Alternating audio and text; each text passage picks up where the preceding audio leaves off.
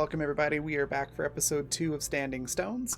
I'm really excited to get started because Callie's gonna keep being Callie, and she's a lot of fun to play, and it's really fun to see what everybody else does as well. We're gonna let everybody introduce themselves and their characters before we jump in, and Pat should be here shortly, so that little placeholder thing will go away and it'll be replaced with the wonderful Pat very soon. Before we do get into all the introductions, though, I want to really quickly talk a little bit about sponsors, which is going to be some links here in chat. There we go. So first of all, a fundamental RPG, it looks like this. It's the system that this game runs on. It's a simple D20 system that you can run literally anything on, from high fantasy, like this game is, all the way up to sci-fi, and everything in between. Animus on Saturday nights is sci-fi and runs on this system, for some examples there. Anyways, it's really cool. You can pick up your copy on Amazon. Just search for Fundamental RPG or Raven Evermore. If you'd like a digital copy instead, those can be found at ko-fi.com/raven/shop. So just like it says at the bottom of the screen, just add /shop to the end of that, and there'll be a little option to click that says Fundamental RPG, and you can see all the options there. There's also free character sheets available for download there. So that's really cool. And then next is Intrepid, which is adventuring gear for real life, outdoor athletic casual wear, like mouse pads, coffee mugs, all those kinds of stuff, with a tabletop or adventure theme. There's some really cool options on there for Pride Month that's coming up as well. So you can check that out at the same place, just ko-fi.com/raven/shop. And then finally, Die Hard Dice, which are incredible dice and a really cool company. Thanks to them, they sent me this really cool, it's hard to see on the camera just how colorful this is, but this prismatic rainbow set, they sent that to me this month, and I absolutely love it. So you can pick up your own I keep wanting to say copy, your own set of these dice at dieharddice.com, and if you use the code BlackFeatherMay, all one word, capital B, capital M, you can get 10% off your entire order. So very cool stuff there. That's our sponsors. And then if you want to catch up on this show or others on the channel, you can do so at the Fantasy Network at watch.thefantasy.network. Just go to Stream Library, Black Feather Guild, and that's where all of our previous content is. All of that out of the way, we'll start at the top left with Zan. Tell us a little bit about yourself and your character. Yeah, sure thing. Raven, just so you're aware, it looks like we're missing character names. Just real quick. I don't know if I you saw just chat. noticed that. I think Streamlabs reverted to an old version of the overlay, so I'm going to fix that. Hey, no worries, I can ramble. Yeah, hey everybody, I'm Zan. I'm a professional GM and content creator for 5e World of Darkness, Powered by the Apocalypse, and a whole bunch of other great games out there. You can find me a whole bunch of places doing a whole bunch of things, including on my own channel. Most of my stuff is going to be Insanity TTRPG or Insanity Gaming. Yeah, you can follow me on Twitter, follow me on Twitch, and stay tuned, because I always have something new in the works, and we got some cool stuff coming up. And I am today I'm playing Finn, who is getting very uncomfortable. Finn is very uncomfortable. Just very uncomfortable. We're not getting more comfortable. We're not getting into our jam. Finn is just distressed bubbling, I believe is the phrase I used last time. And that's kind of Finn's whole thing.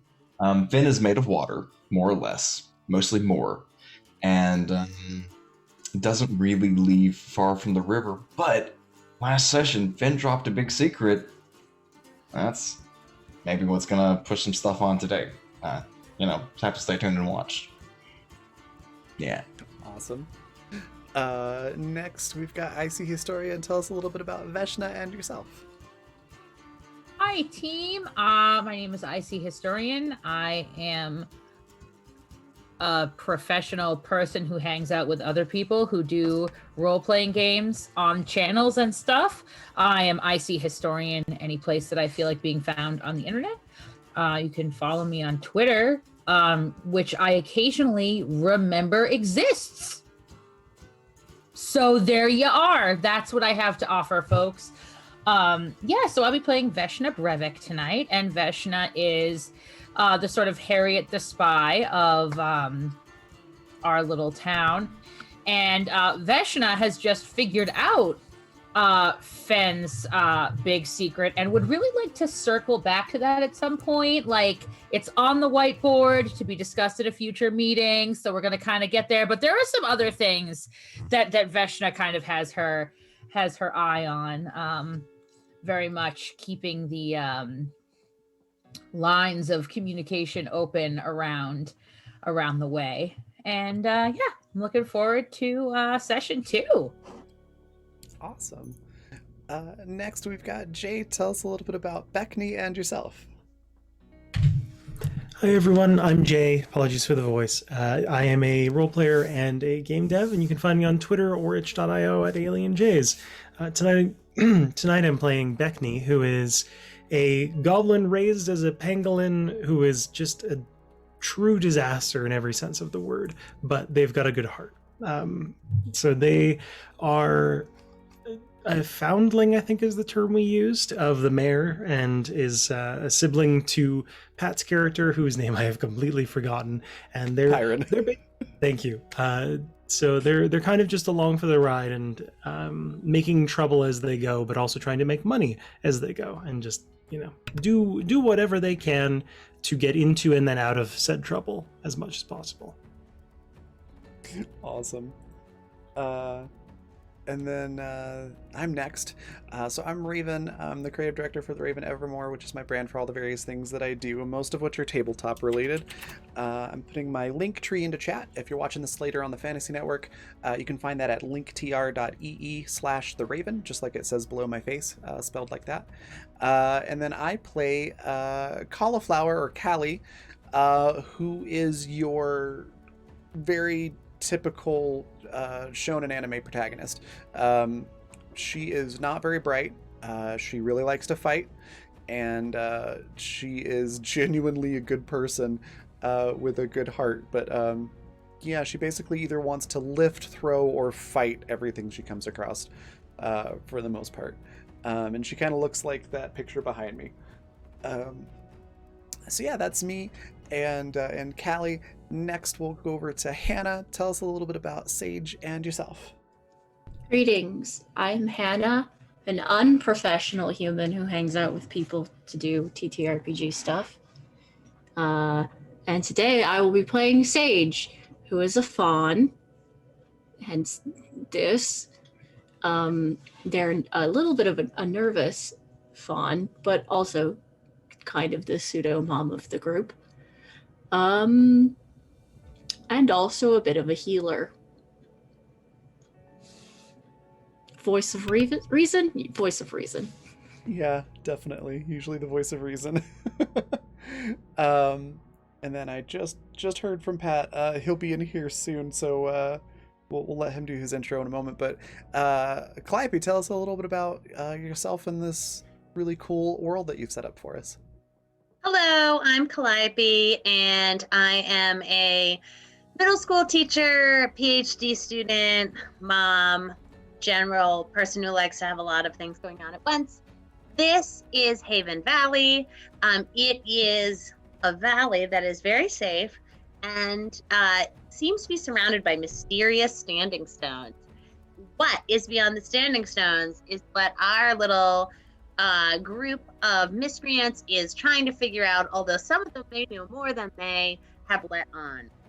When we last left them, they were at a concert for Wisteria, who is Fenn's older sibling.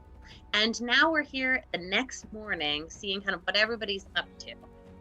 So we are going to start with a little tableau of like what people are doing, early, like 7:30 in the morning. Should I keep talking because we think Pat's about here? Yeah, Pat, are you good to do a quick intro? Sure. Okay, cool. I was gonna say, if not, you can just let me know in Zoom chat, but that works. No, we're good. Hi, everybody. It's Pat. I'm Pat. That's me. I'm a tactric online, places like Twitter and Twitch. I play things like games and TTRPGs here and on my channel, and other places, words. I'm playing Pyron Page. He is the, I guess, aspiring stage magician is kind of where we landed with him last week. Theater nerd, teenage, awkward, pangolin person. Love it. Awesome. So here we are. Last night was a really important concert. It was like the swan song of Wisteria before they go south to make their fortune and hopefully marry well, with their extreme talent and beauty. Some people made a lot of money. Some people caused some problems. And now it's, like maybe 7:30 in the morning. The sun is rising up over the canyon. We're just starting our day in our little town of Pylon Bridge Falls. So what are Beckney and Pyron doing? Oh, the sun is just rising? Yeah, this is a place that sort of, there are cliffs. And so I think the sun kind of comes up late in our little town because you know what I mean? Like the sun's up, but there's cliffs in the way. So it's like 7:30 or 8. It's still pretty early, not so early. I think Pyron is definitely still asleep. I love it. I think Beckney's is awake, but is kind of just laying there and thinking. Like they're just kind of staring at like whatever window and just like they know that they tend to wake up a bit earlier than Pyron, so they're getting a head start on the day's festivities. So that when Pyron does wake up, they can tell him what they have in mind for today. Yeah, and the longer you lay in bed, the shorter time you have to spend with your tutor this morning also, right? Because we're not going to wake Pyron up, but if you were up anyway, you'd probably have to get started on your studies. So that works out well. What about you, Sage? I'm Sage. Did you know? Yes. What are they up to this morning? So Sage early in the morning would be going to harvest a particular kind of moss that when the first morning light hits it, it has special properties, and if you cut it right at that moment, that's when you have to do that. So that Sage is very used to being up the moment, like before the light hits the valley. Well, and that's really helpful because I know for sure they need some of that at the general store because the impossibly aged people who run this store have really bad arthritis in the morning. I love how So many maybe impossibly old people live in this town. There's a lot of impossibly old people in this town, which is kind of the way it is in small rural towns sometimes. So later today, maybe you can bring some of it down to the people at the store because I think that they could use some Mimsy and Skeeter. That does sound like the responsible thing to do. Yeah. And how about Callie and Veshna? What time did you say it was again? It's like 7:30. 7:30. I think that Callie is probably like sprawled out on the bed, like on her stomach with like one leg and one arm hanging off the side of the bed, and is half snoring and half sleep talking about beating up some kind of turtle. I love it. I wonder if Callie is now sharing a room with you, Veshna, now that she's here for the summer. Oh, definitely. But Veshna, it has been awake because morning is very busy at the inn, and that's when you get like the good goss. Oh yeah. Is like the morning people, and Veshna also gets like the good breakfast tips. So she is around like one of those people in like a 70s movie at the diner, but she's like a 14-year-old fox child. Mm-hmm. So she's like, Order up! I got 3 pancakes, 2 easy on the eyes, 4 veggie supreme, hold the tomatoes! Like, she is just, like, running the sort of kitchen, like, as her dad is, like, I imagine it sort of is like in an anime where, like, her dad's this very big built, he's a brewmaster, like, he's that guy, and she's just sort of running around in the background with, like, 15 plates. And I think tea trays that have really lovely, like, hand-tatted, yeah, like doilies underneath Yeah. from his time. at the You know. least, Embroidered doilies? Tatted. Tatted is something else that you do with your fingers that's sort I of was like making a knitting. joke. Oh yeah. No, they're also embroidered, but you know, he's a man of many talents. We can't box him in. He can tat. He can tattoo as well. Yeah, You can get a tattoo and then you can get a little doily cover yeah. until it's ready to see the sun. And Okay. she's absolutely, as she, like, goes to these, like, sort of well-worn, like, I imagine it's like the D&D inn, but, like, from the perspective of the waitress and not from a table of adventurers. So it's all these tables of adventurers that all have, like, the one magic user in robes, the one person in leather armor, the one person in plate armor, the one, like, short one with, like, kind of an attitude problem, right? Like, it's like carbon copies of, like, everything. And she's just going Right, from the table to mysterious table. dude in the corner. Yes, there are many hooded figures in corners with exclamation points above their heads. And many, like, there have been at least 3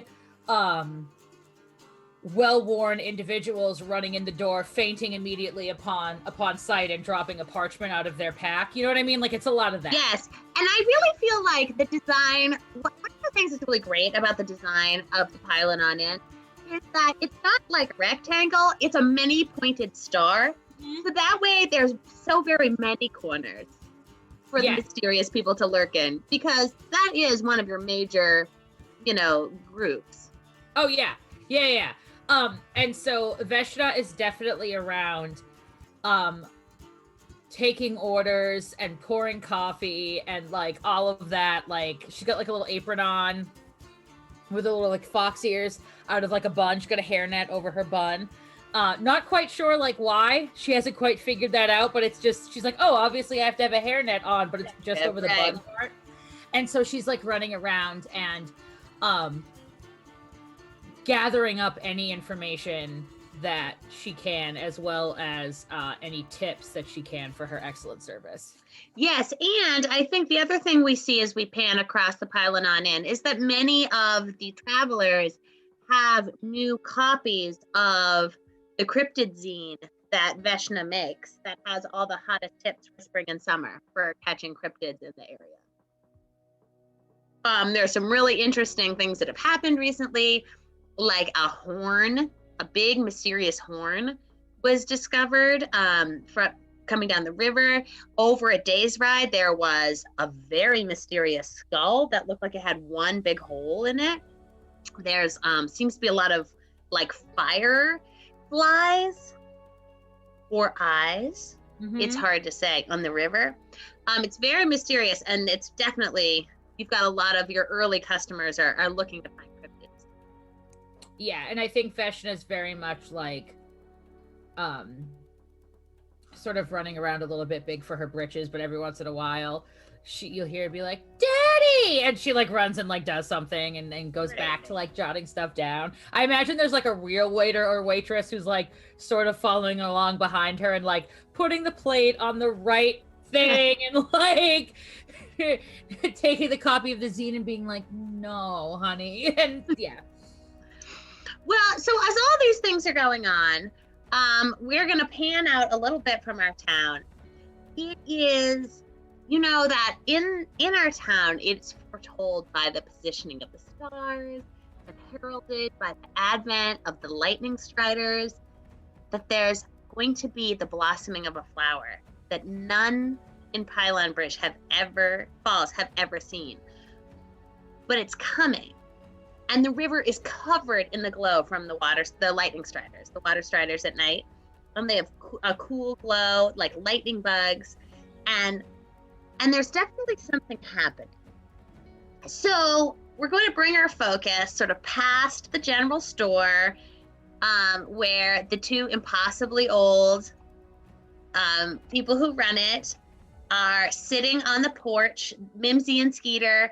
They are waiting on Veshna to bring them their morning cup of coffee and sitting in the sun, hoping it'll help with their arthritis because they're always very sort of doubled over in pain in the morning.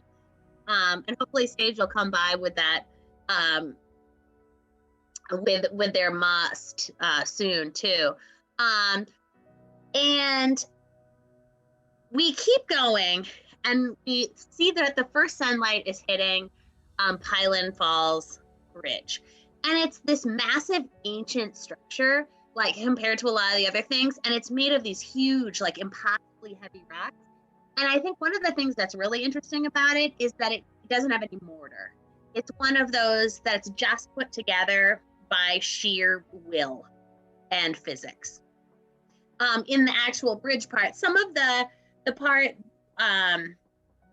the gatehouse and stuff probably has some, but the actual bridge itself and the pylons that go down into the river do not have mortar.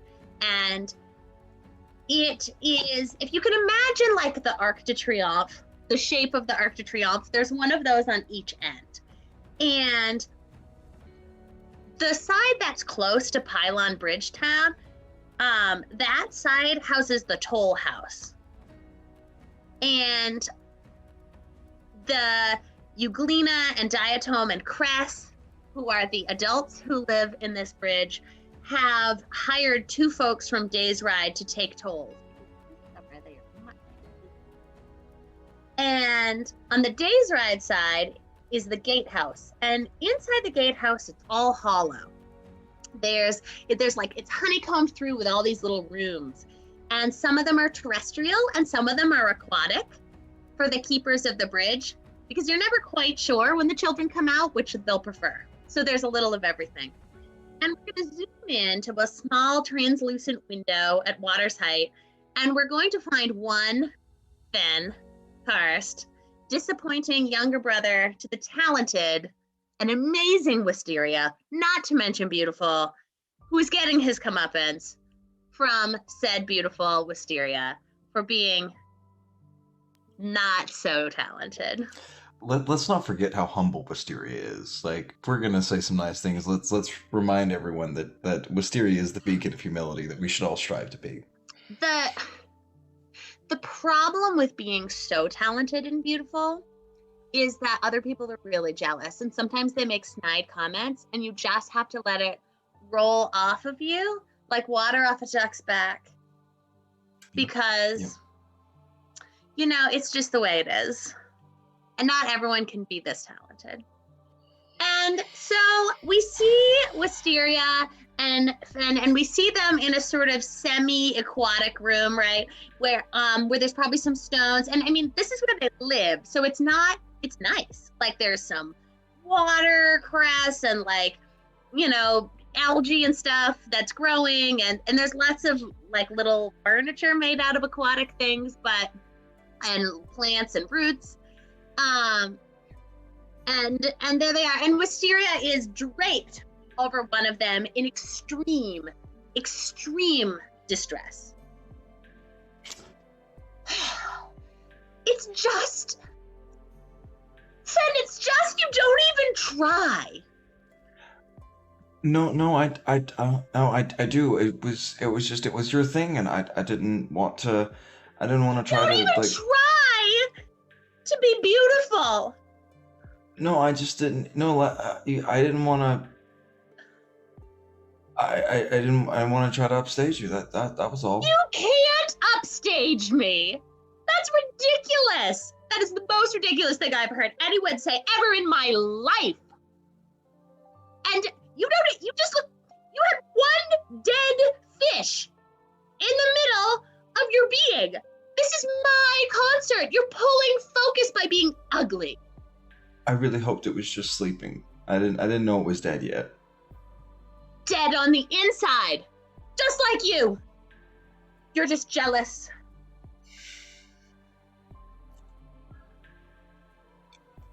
Mm-hmm. Oh, yes. Oh, yeah. Mm-hmm. Okay. Well, they've put me in charge. The Delta put me in charge while they're busy upstream, and you will listen to me.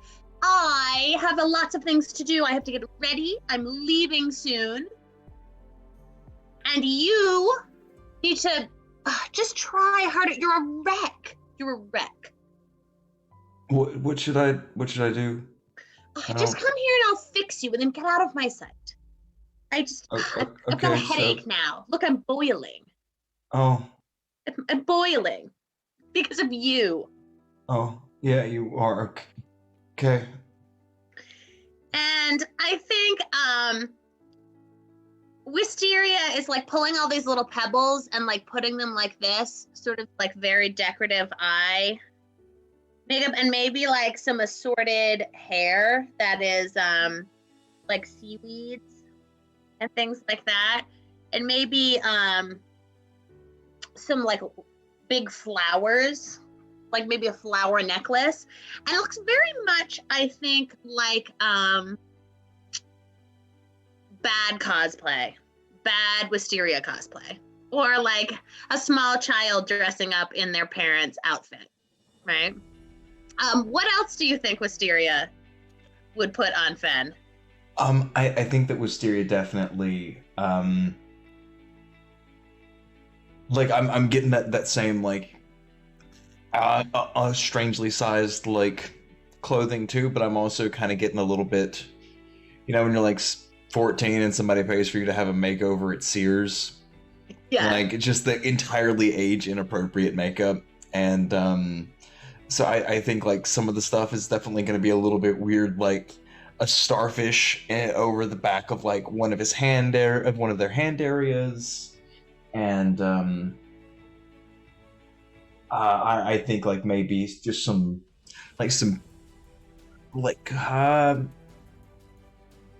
smooth down wood that's almost like in a spool shape with like a string of ribbon going down like exactly one leg area, because all of these things are actively held. Like Finn is thinking about keeping everything exactly where it is for it to not move. Right, and it's the same sort of like aesthetic as Wisteria, but whereas Wisteria sort of pulls it off effortlessly, whatever, without a lot of problems, because it's their aesthetic, it looks really, like you said, sort of weird on Fen. And they take your face, they look you in the eye and say, "This false modesty does not fool me, Fen. I know you're jealous. There's nothing you can do about it, and pretty soon there'll be a new baby. And what will you do then?" I'll work the bridge like they tell me I'm gonna do. That's right. And you're going to be representing me, and I won't even be here, so you must learn to look the part. We'll do. It's been like 3 days since you fed your fish, by the way. The one I'm in too the corner. busy. I know, but it's. You know what? Yeah, you're right. Yep. You'll have to do those things. I have stuff to do. I have to get ready. Sure. So I'll just take care of that today. You take care of all of these things. I need to finish packing my stuff. I mean, you can do it. You're the one who's going to be here. Yeah. Oh, okay. Oh. But I'll send you if I go to see any interesting fish down south, I'll send them up. I would appreciate that. That would be really nice. And then you can remember me. I don't think I can forget you. I know. So, all right, well, you look better. Be off. Go play with your friends or something. I need to, Okay. you know. Off I you will go. stop. I will stop, and I will take the dead fish out and just leave it on the area of Wisteria's room, because I know it's not gonna get fucking cleaned now. I will. I don't know. I feel like they would probably be in like grab a few like little shrimps and just let the shrimps scurry around inside today, like some of the phantom shrimps or ghost shrimps, whatever they're called. Yeah. Yeah, I want a frog one day because frogs move really cutely. that would be You would good. have to breathe. It would have to live like right on the top of your head, or like It's on fine. out of your shoulder. Or maybe So maybe some tadpoles. where I'm not ready to does be a parent. where does Finn go now? I think Finn is just gonna. I mean, everybody said that we would go do a thing tomorrow. I assumed that we had probably met up after the concert and kind of established some kind of meeting plans. I think maybe Beckney and Pyron asked Finn to give them an excuse because Finn is one of the older kids, and maybe if Finn comes over to the tutor, and Finn is really well read, like just smart kind of. They have the linguist merit, so they are asset, and they just pick stuff up pretty quick.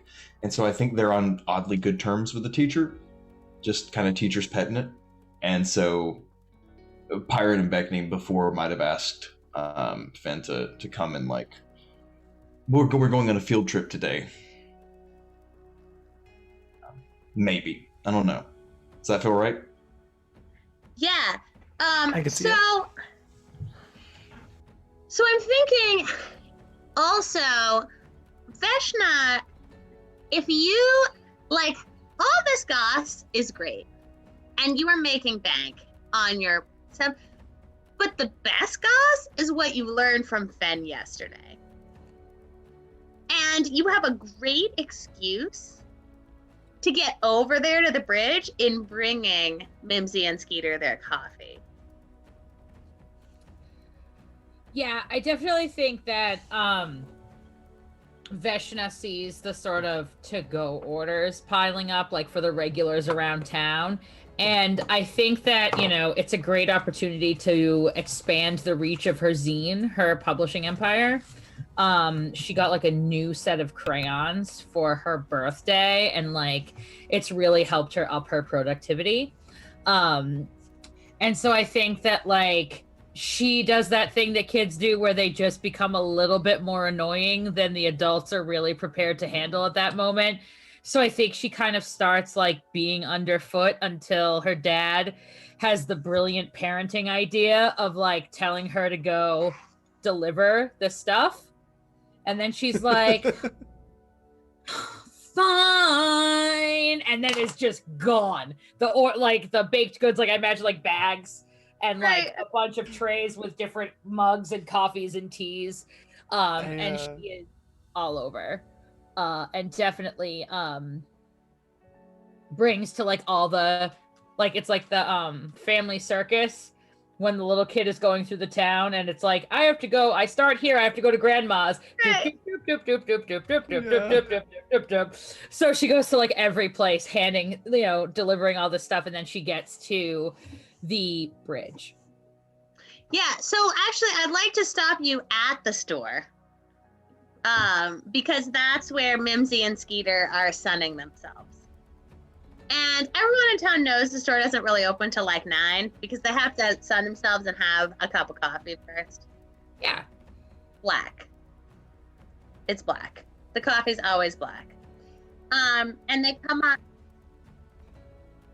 So I feel like this is like one of those it's like what Cracker Barrel isn't like designed on, but is the real thing.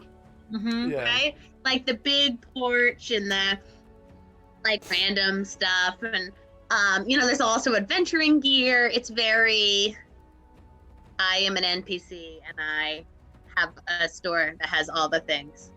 They just have a Buster sword over the back of the cash register for zero reason. Exactly. And then they'll just tell you that, I heard a mysterious sound in the mountains or whatever. Yeah. You can there's all these pots and you can just throw the pots down and see if there's gold in them. And that's kind of a fun game. Yeah. After you talk to them 3 times, they just keep saying the same thing over and over again until you leave and come back. But that's just the dementia. Mm-hmm. Stay a while and listen. and say, there's our favorite girl. Oh yeah, there she is. Oh, there's the brew we love. Come on up here, give Mimsy a hug. Oh, good morning, Mimsy. Hello. Yes, I have your Look at this girl. I think she's grown 4 inches since yesterday. And Skeeter like looks at you through some glasses and is like, yeah, she's definitely bigger. Yeah. Well, what are you up to today, Veshna? You know, just making some deliveries and, you know, just gonna meet up with my friends and see what's going on, see if there's any excitement. Oh, that's what we like to see, those industrious youngsters. There's so many impossibly old people in this town. We'd like seeing those industrious youngsters bringing it up so we don't all become some sort of gravestone orchard.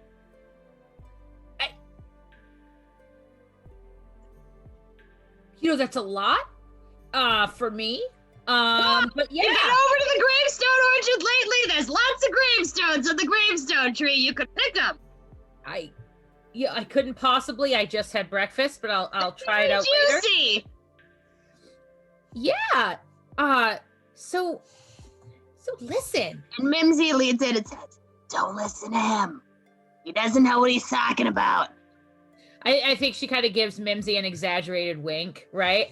And she sort of puts on her best, like, I'm your surrogate grandchild look, right?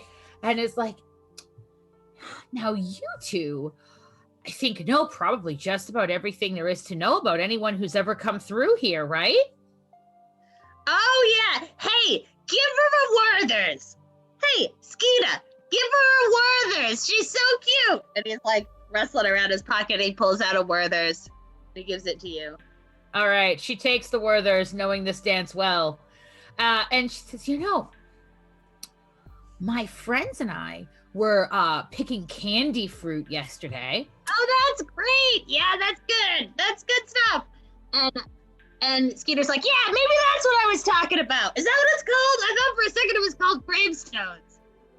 You know, I'm sure many people have met a gravestone by way of candy fruit. You know, until you peel it, it can be actually pretty tough. But oh yeah, I can't eat those anymore. How come everyone in this town is from New Jersey? Okay. Because old Jersey was old? Oh, well. All right, stop interrupting her. She's busy. She's busy. What, honey, what are you saying you guys speak up? I can't hear that well anymore. I what we were wondering about was if you knew anything about the barrier around here. And they like laugh and they're like, well, I mean, yeah, of course, we know everything. We've been here a million years. We are impossibly old. Yeah, you know, it was funny. So, you know, we learned all about it in school. And of course, you know, I got an A in Pylon-related geography, of course. Oh, Skeeter, give her another Werther's. That's good. I love a smart little girl. And they like pat your head. But, you know, we were just, my poor friend, you know, Beckney, and they give that sort of look that old people give when they're like feeling like a child is sad, right? There's like, and they're like, And you know, he's well, they're just we were playing yesterday when we were getting our candy fruit, and they accidentally, it was just bizarre, you know how they are. They ran tongue first into the barrier. Well, I got just the stuff for that. You come in here, and Mimsy like pulls you in by the apron strings and gives you like this little bottle of like tongue salve. There you go. You can give that to Beckney, you know. He's not quite right. He's not quite right. But they're so sweet, you know? And clearly, like, she kind of has that look on her face like, my scheme has not gone the way I was expecting it to go. And she kind of smiles and beats a tactical retreat and decides to head. She says goodbye and decides to continue her deliveries, but make her way toward the bridge to see if she can witness any of Fenn's kinfolk doing anything like. Well, what you do see, so as you go to cross the bridge, like a little stick comes out with a flag. And it's like, halt! That's good, right? Yeah! Halt! Yeah! You did great! Yeah, hi, Veshta! And you Hi! look over, and it's Bega, who is this very large person from, who is from Days Ride, who has been hired to help take the toll because Fenn's family is very busy. Yes. So yeah, she stops and how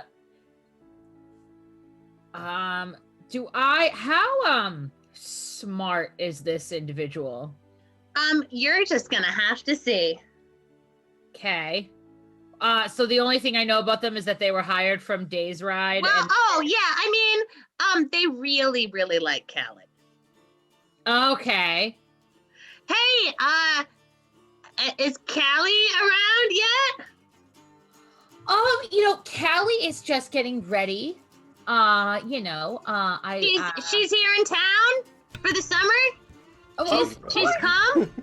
And I think like seeing a capitalizing upon a potential opportunity, you sort of see like it's the like not money version of like the cartoon character's eyes blinking dollar signs almost. I mean, not that I care or anything, but if you see her, you could tell her I got some new moves.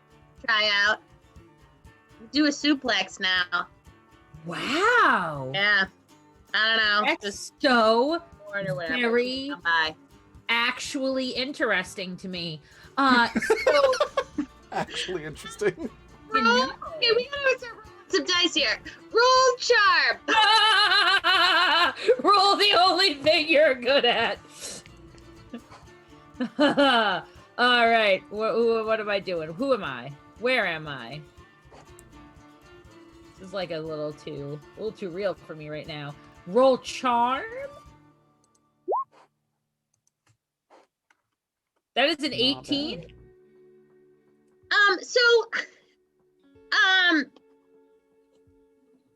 Vega looks at you and is like, oh, and totally dismisses the sarcasm or potential for sarcasm.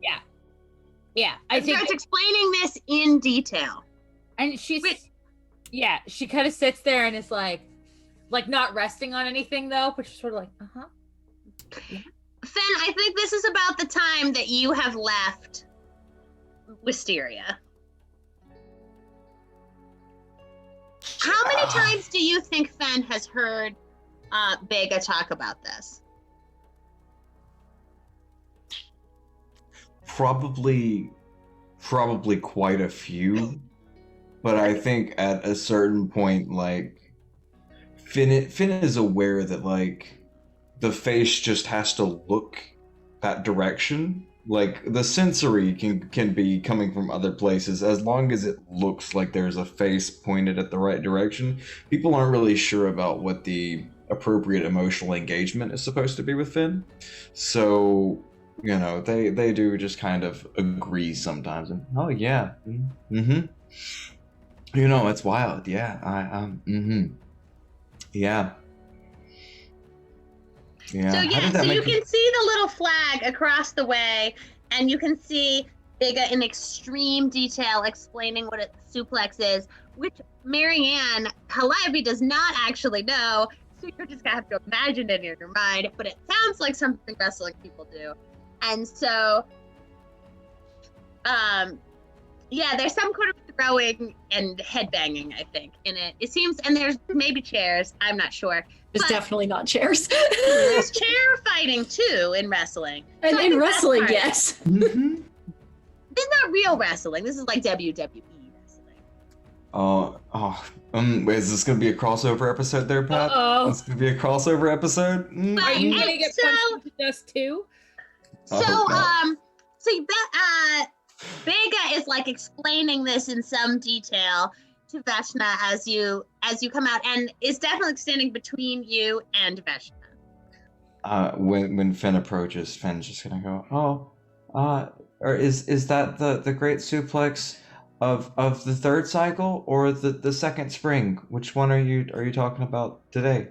Full on winter blizzard. It's the one where we used the chair. Oh, that's You have to pay attention.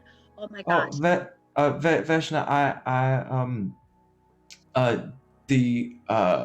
what was the tutor's name?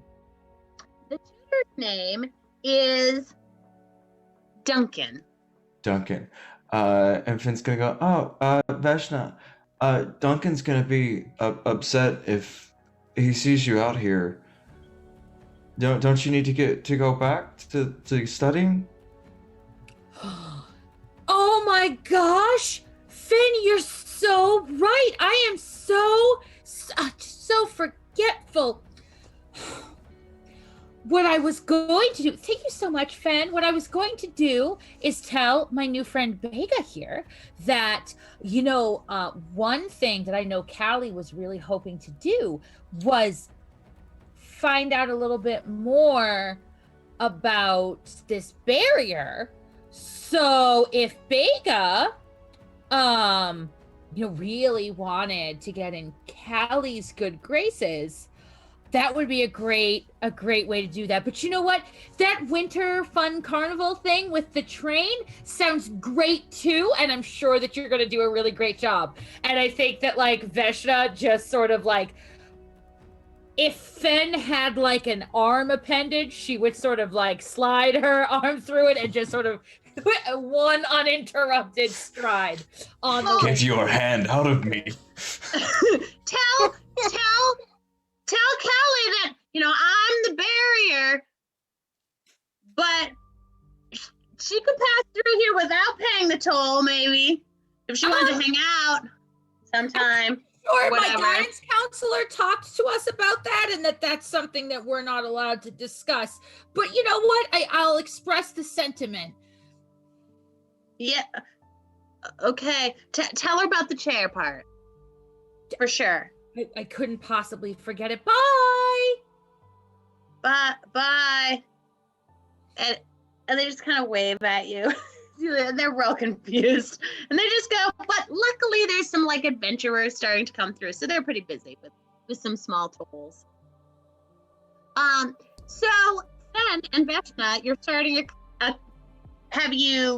are you like starting across like into town now? I am starting in whatever direction is away from the man trying to talk to me about his train suplex, because there are a great many things in which Veshna is impossibly well versed for a young lass of her age. Wrestling moves is not one of them. Fair enough. So I think as you guys walk through, that might be the time that Sage arrives with moss. So much moss. A basket of moss. Slightly effervescent moss. Oh, look, there's Sage. Oh, look at that little deer. Get it? Get it? What? Yeah. On the porch like there's nothing. Good He morning, doesn't Mimsy. hear anything anymore. Good morning, Mimsy. I've brought you the moss that you guys needed. He doesn't hear anything. I talk and talk. It's like I'm talking to myself. Amazing. I Oh, wonder this what is- that's like. And I think they're gonna put the moss like right into the rest of the coffee. Not all of it, but some of it, and like mix it around. And And Skeeter's like, oh yeah, this is gonna do good. Yeah, it's gonna make me feel much better. Thank you, sweetheart. I hope it soothes your joints. And you can see that it actually does. Like almost not like immediately, but like it's like, you know, if you take Tylenol or something, like out in not very long, you start to they're limping up, they're in the sun. They've got their effervescent moss coffee. They're good. And This is why they take it black, is because they put the moss in. That's right. That's right. Mm-hmm. What does it taste like, Sage? A little minty. Mint coffee sounds great. I don't drink coffee. I don't know what tastes good in coffee. I don't actually drink coffee either, but that sounds good. Mint actually goes okay with coffee. Things like chocolate and nutty flavors also go really well with coffee. Some sort of nutty, minty flavor. They sure are. It sure is nutty. All right. Mint nuts. Delicious. Everybody's favorite. You must find those at the Graveyard Orchard. So you're done your little job for the morning, and they're getting sorted out. And they put the open sign, and they're kind of they're talking to each other, and you know, Skeeter can't hear a word Mimsy's saying, but they're getting better, and they go in, and the store is open, and people are starting to, filter in and go through the bridge and whatever, and you see Veshna marching determinedly with Fen in tow. Do a little wave. Veshna, Fen. Just a hand grows. Yep. Gonna do a little deer hop over. What are you up to this morning?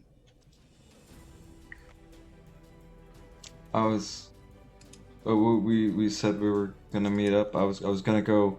Pyron and Beckney asked for a little bit of help, so I was gonna go over and see them. Oh, we're saving them from the teacher then. Uh-huh. Yeah. Yep. Fantastic. Where's Callie?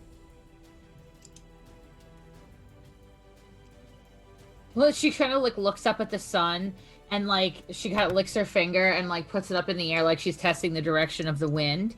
And she says, I would imagine at this point, snoring with roughly a 3 millimeter wide stream of drool coming out of the left side of her mouth. That's terrifyingly specific. I have a question. About what time is it at this point, and how close is everyone to the pylon on in? It's probably around 9. Okay. Because I said the store opens at 9, so I think they're getting ready to open the store. So a little bit before 9, and yeah, you guys are getting increasingly closer to the inn as you walk through town. Okay, then I think probably right at that moment is about the time that Callie, quote unquote, wakes up. It's more like sleepwalking out of bed, and throws something heavy and relatively unbreakable out of the window of the room, and then wakes up and wonders how she got there. I would like to I'm assuming the window's open because, yes, summer and fresh air. I would like to submit that it is a pot, and Perfect. you break it, and why don't you roll to see how many little coins come out? Oh my god. What would you like me to roll? Might, perhaps? Yeah, sure. Let's hope it's not a chamber pot. I was thinking that too. I was like, oh, I hope it's not the chamber pot. Well, I'm sad. I'm so sad.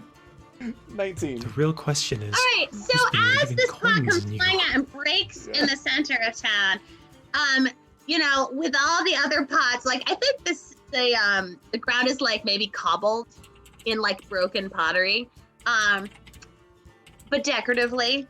Everyone just wears shoes or has hooves, so it's fine. There's 19 little rupees or whatever, Nice. little golds that are out there. And Vashna, Sage, and Finn, why don't you roll to see how if you get out of the way? Nimbleness. Are we underneath the inn now? Well, yeah. I mean, Callie just threw a pot filled with coins at you. At us? Yeah, No, kind just of, like yeah, let me kind of towards you.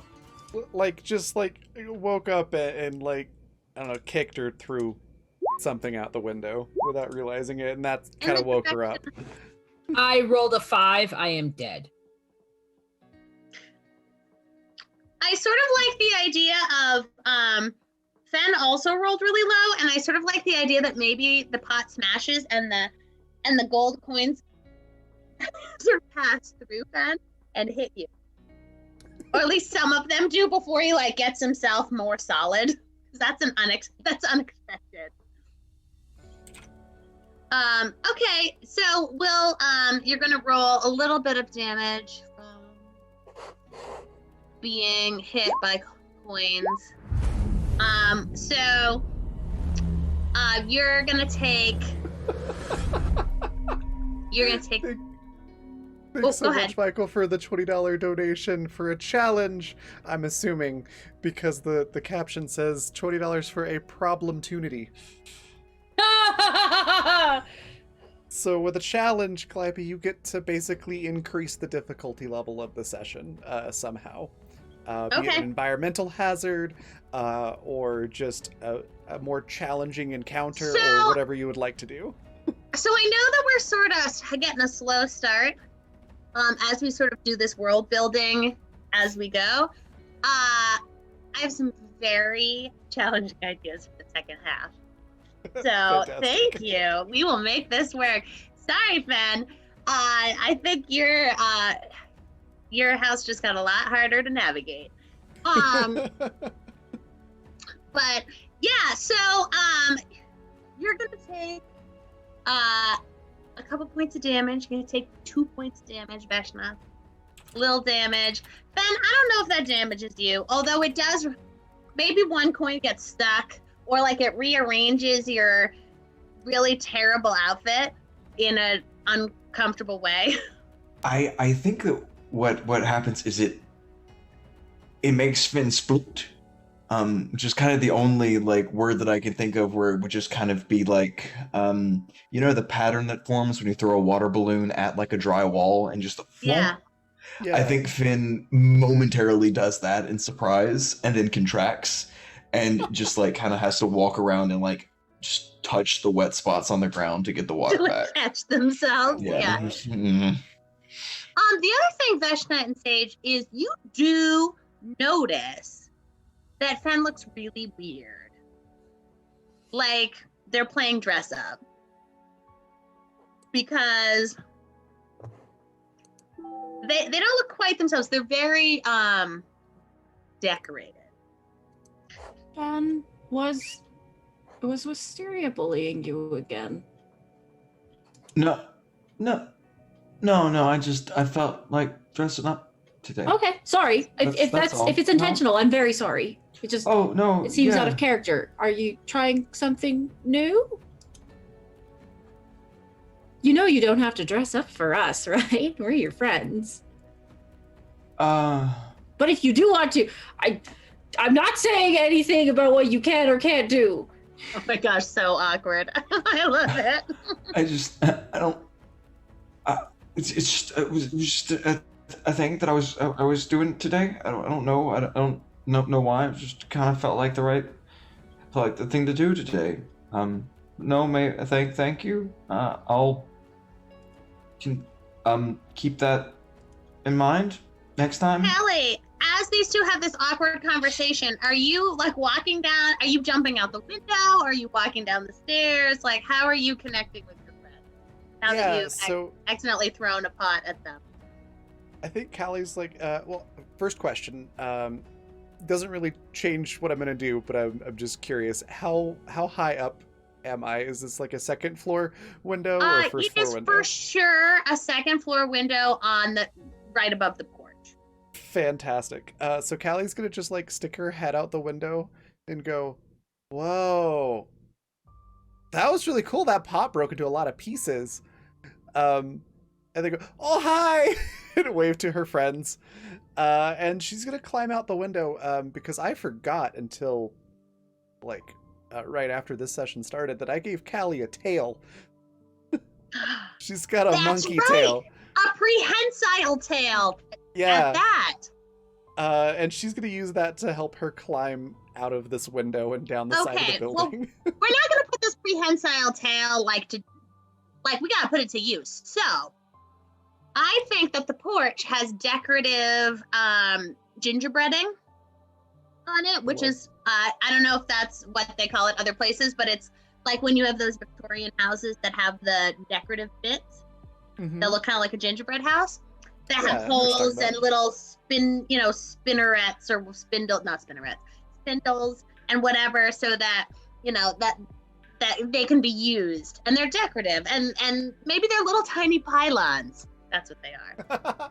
I love that. Yeah, she uses those with the tail and like does little flips and stuff as she climbs down the side of this house, and then just lands, I just for comedic effect, with a sort of a flop right in front of Finn. I love it. Please do be careful about throwing breakable things out into the street. Oh Please? yes, sorry. Dream Callie did that. And she cannot be held responsible for waking Callie's. Well, the waking Callie cannot be held responsible for Dream Callie's actions. Callie just kind of rubs the back of her head for a second and thinking, yeah, that one. Veshna, are you gonna leave this money here on the floor? And Sage, Fen, Callie, are you gonna leave the 19 little rupees on I the think street? I shall be taking some as recompense for my damages. I think Finn is going to. Finn has a purpose. So like money. What do you Right. what do you buy? What do you buy water? What do you? Right.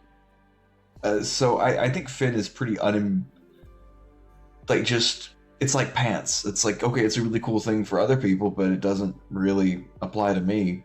So, I think Finn will just kind of reach in and like maybe there's like a crumpled piece of paper like sealed in a little bit of beeswax that just in like really bad writing says I owe you 3 gold coins, and it's because it's not metal, it got stuck in the water. Just I Awesome. think you lost this. Did you need this? Oh, You know, it's actually written in a kind of a cool dialect from not too far away from here. Callie looks at the paper and just goes, "Oh yeah, I don't even know whose pot that was. What does the piece of paper say? I can't actually read." It says I owe 3 gold. So Oh, I wonder who that was. I bet they're gonna be pretty mad that their pot of coins is gone. well, yeah, probably. They probably shouldn't be leaving money in pots that can be thrown out windows then. Oh, but there's for sure pots everywhere.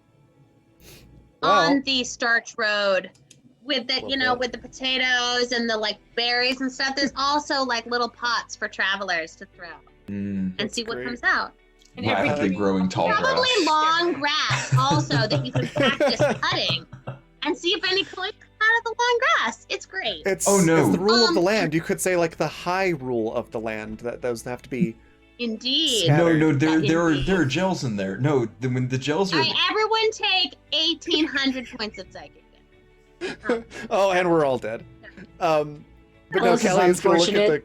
the coins on the ground and just sort of get a big grin. It's like, oh, there's enough here. We could all go get like whatever sticky sweet treat that the little town is known for. We could all go get those. Yes. And they're at the store. They're at the general store. So for later, there's for sure sticky treats at the store Awesome. with Mimsy and Skeeter. I suppose we should go Um, rescue Beckney and Pyron. Oh, Okay. yeah. Oh. We were supposed to do that because they're the teacher and boring stuff. Yeah. Callie just scoops up a bunch of coins along with a bunch of dirt and just shoves it into a pocket. No, that's part of me too. Oh. Oh, this was dried. It's like Is three there- three drops. So thank you. Okay. Good. Thank you. She like holds open her pocket. do you need to like? No, that's fine. Well, I think we're going to the river. It's okay. I'll Okay. survive. All right, so I'm gonna pause you guys there. Beckney and Pyron, it is becoming closer to 9 o'clock, and you hear the wheels of Duncan's little walker with his horns coming, and you can't see them, but you can well imagine that they are leaving a long trail of glow-in-the-dark paint, because somehow there's been trails of glow-in-the-dark paint all over the house ever since yesterday. That wacky And- tutor. You know, and you see, and he opens the door and he's like, "It's time to get out of bed. Time to come and learn so you can become productive citizens of the town." Oh, Beckney, we can't hear you, alas. I think Beckney is mouthing those words as Duncan is saying them. Time to awaken your thirst for knowledge.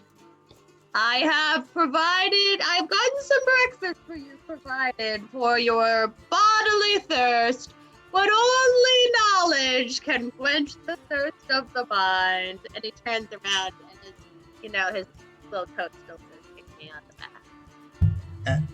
At the word breakfast, Pyron like shoots open. And I'm trying to imagine how a pangolin would have bedhead. I think like some of the scales are just at like abnormal angles. They're not quite level. Yeah, maybe there's like, I wonder if the scales like cut into the pillow a little sometimes, and some of the feathers or stuffing gets like mixed up. What if the blanket is like wedged in between the scales on some parts? Yeah. And so down, you can hear him sort of like slowly going down the hall to the study where there has been a breakfast provided, and there are some plans for you for the day. I think it looks like handwriting today. Lots of handwriting. Beckney's favorite. So did we know like when Fen and them were gonna try and rescue us, or did we just know like okay How about eventually 9? 9? Okay.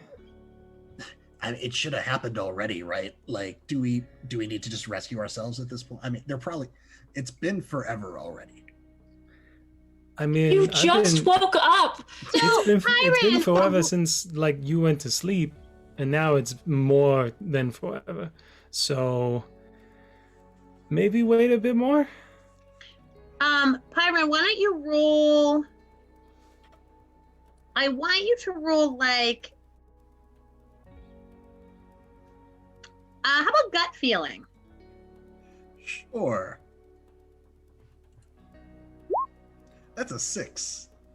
You can't tell. What time is it? Where are your friends? Who am I? Who am I? Could I also roll gut feeling? Yes. 13. Wow, it's gonna be one of those days. I don't even More need a than- challenge. More than twice my roll, and we still didn't hit the mark. Beckney, you think to yourself, what if we looked out the window? Maybe. What if Pyron looked out the window? Yeah, I think Beckney brings that up. It's kind of like gestures towards the kind of the side of the like towards Byron's side of the room and is like, "Why don't you look out the window, see if they're out there?" I mean, I guess I can. I feel like that's almost worse because I'm seeing what we're missing by looking at the outside. I don't know if the window makes it better or worse, but okay. So I look out the window. So, you definitely see your friends having there's something not quite right with Fenn this morning. They're wearing a lot of items. A lot of items, which is I've got weird. a lot of flair. And maybe that's part of the rescue plan. You're not sure. But they are coming down the road slowly, maybe too slowly. And Duncan is like, handwriting is a very important part of being a scholar. You're they're not coming for going us. to be able to let other generations know of your thoughts if you are not able to provide a more permanent record of those thoughts. Byron, Coming, However- Duncan. I would appreciate it if the thoughts you wrote down did not include Duncan smells like poop. But how else will people know? How will the future generations know? This is a very important question.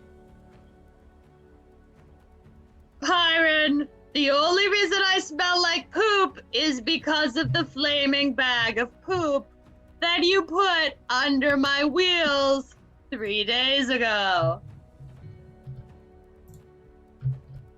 Right, but I could just tell people I did that. They need to read this. Also, Duncan, I think you need evidence for that kind of accusation. That won't hold up in court. I smell like poop. But you can't say who did it. Just write some letters, Beckney. Write some letters. In any specific combination or just like a bunch No of them? swear words. I will find something for you to copy down. And he finds like something super stupid. Like something really boring for you to copy down. What do you think is like the most boring thing that Beckney and Byron could possibly be doing? The tax code for the city. Hey, taxes are fascinating. That's a lie. I'm thinking it's probably like discussing all the different towns in this area. Like just like okay, so for reference, in the province we live in, there's a book called Prairie Sod and Goldenrod, and it's literally every single town in this province. It is more boring than eating dirt. I've got it. It can be like the mythology that's written down where it's just a list of names and who they were. Yeah. Right. Or It's like, like a the phone section book. in the Bible where it's like the section of the Bible where it's like all the begats. Oh god, yeah. It's the Silmarillion when it gets to the point with all the Elven. Oh gosh. Gimli, son of Gloin, who was son of like Beckney, Duncan. I will assist you by reading this out Oh, God. loud. Thank you, Duncan. The history of the northern part of the Haven Valley is extremely interesting. And while he's doing that, Beckney looks over at Byron and just does one of these, like, he just puts the stump of their arm in their mouth and starts just kind of pushing it to like, I don't care, I could eat my whole arm doing this. There are more than half a dozen different kinds of goldenrod in the upper part of the valley alone. These are known as tall goldenrod, medium tall goldenrod, Well, I was awake, but now. It's knock time. Knock, Rothschild knock, knock. goldenrod. Are He's we just at the going house on. yet? Can we please be at the house? Oh, God, yes, please do.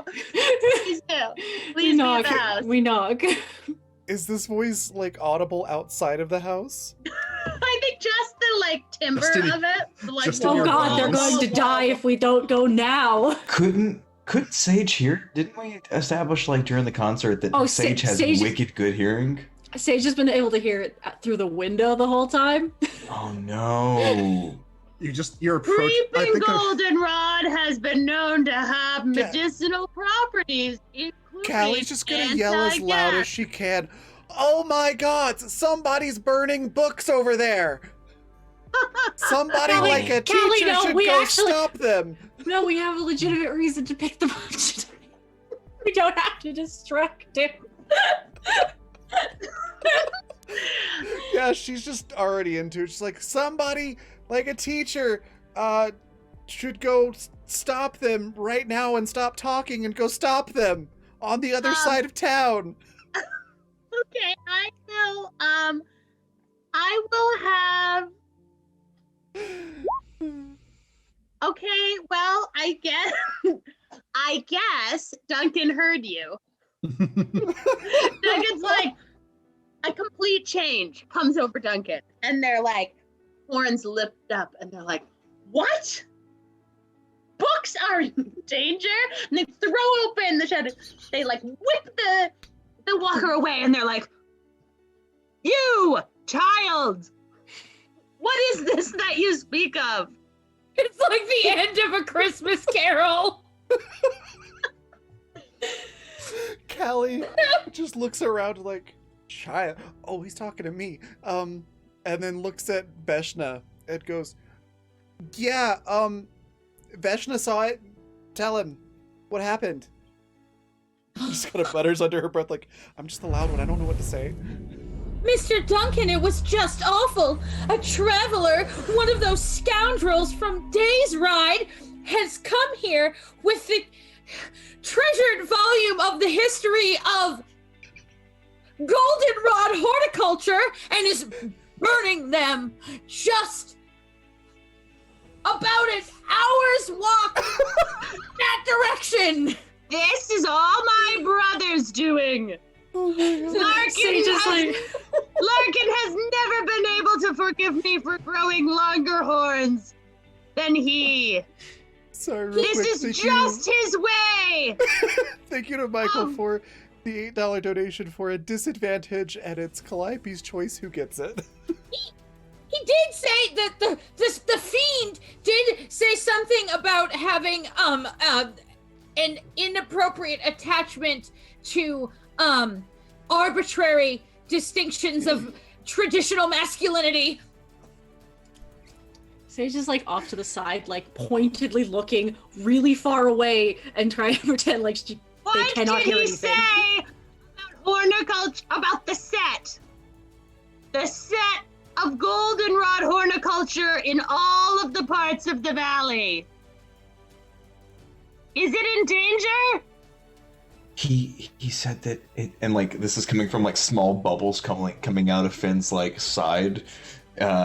He said that it's already too late in the year to plant them, so they'll rot. You should have planted them 2 weeks ago. Now we have to plant a different variety. That is what. Thank you, Fenn. Thank you. Excellent. That is what it said. It said that you should have planted them and they will rot in 2 weeks. Oh my god, guys. It's called goldenrod because it's really long grass, and when you cut it down, gold pops out. That's why it's called goldenrod. It's literally golden. Like, it's not just goldenrod the plant. It is literal gold. Okay, got it. And he's like, this shall not stand! And he starts to like, get like, you know, like kind of like the billy goat thing going. And he's like, and he's like, class must be canceled We can for this affront! watch forth, them. Griff Duncan. And he's going to like leave, and he's going, I will challenge my brother to a duel! And he's going to take his walker, and he's going to like put his things on, and he's going to like Billy Goat rush away. As soon as he's out of like hearing range, Sage is gonna go, there's actually nothing wrong, and we're just here to kidnap Beckney and Pyron while you're not looking. It was so hard not saying anything. Callie just does that that really slow turn of the head to look at Sage and just gives them the like really look. So I need to break character for a second here to just make me really understand what the disadvantage is. So do I get to decide when the disadvantage is, or do I just sort of put it on somebody as like a pox upon their countenance, and then it just happens both. next?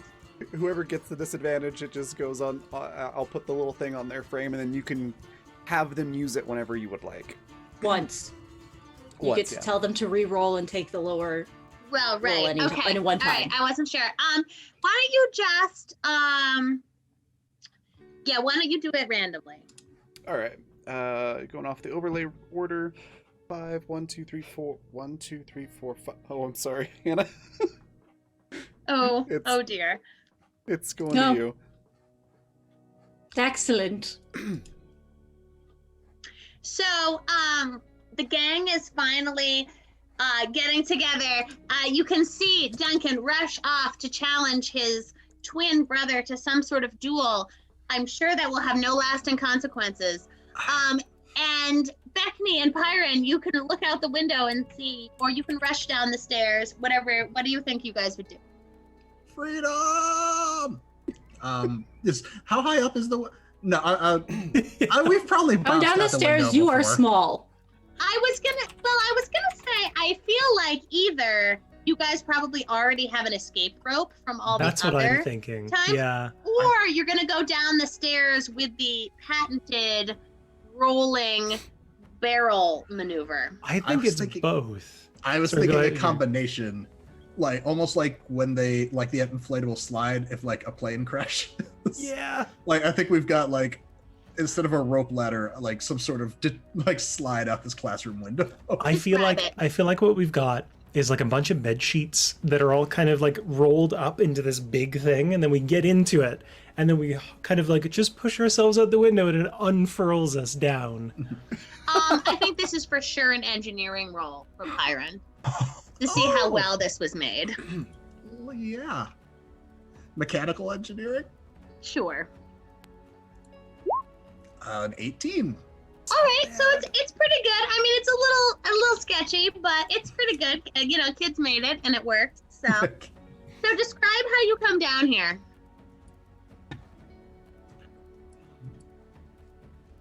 Oh, I'm trying to think like I'm what's like ready to catch someone. I probably shouldn't catch someone on account I'm of the not. disadvantage, but I don't think probably the bad part of the planning is we never really installed like any kind of like bumper at the end. I was gonna say, yeah, it's a hard landing. roll into the wall. Oh, you know what? This tree. You know what we do? We throw our pillows out the window and hope we land on them. Mm. I totally haven't done this before. What are you talking about? Yeah, you're for sure going to have to roll nimbleness to see how you do Because we're so good at on that. landing on your own pillows. Why do you keep doing nimble things then? It's who we Why are. why do children do anything? There. Oh no! It's not cute. I feel like this is like one of those cartoons where you guys roll down and like knock everybody over, and there's a really big sound of bowling pins, I could see it. and everyone's like, "Oh, that's so crazy!" And then they all sort of like laugh, and there's a freeze mid-jump. frame. Yeah. Yes. Yeah. Everybody jumps. I'm It's also really picturing great. like the camera so zooms let's- in on Beckney's face as they stand up, like Stu, like, and then yeah, like it just cuts to the. Yeah, exactly. Right. Exactly. And everyone looks mad. Okay, here's what happens. You guys roll down. Everybody's knocked over. Everyone's super mad. The camera pans into Beckney. Beckney says, Stu, like. and Do we everyone even know about bowling? laughs. Like, is bowling a thing here? We've invented it. Everybody now. laughs and high fives, and it freezes. We're gonna take a quick break, and when we come back, we are actually going to do a thing. What? I know, we're finally all organized, and we're gonna maybe we'll see if we can what we can do. What Fen will tell us. Oh, that's great. Yeah, we'll See be you back in 15 soon. minutes. So go hydrate, grab snacks, stretch your legs, but be right back in 15 minutes because then we're gonna be back for more shenanigans.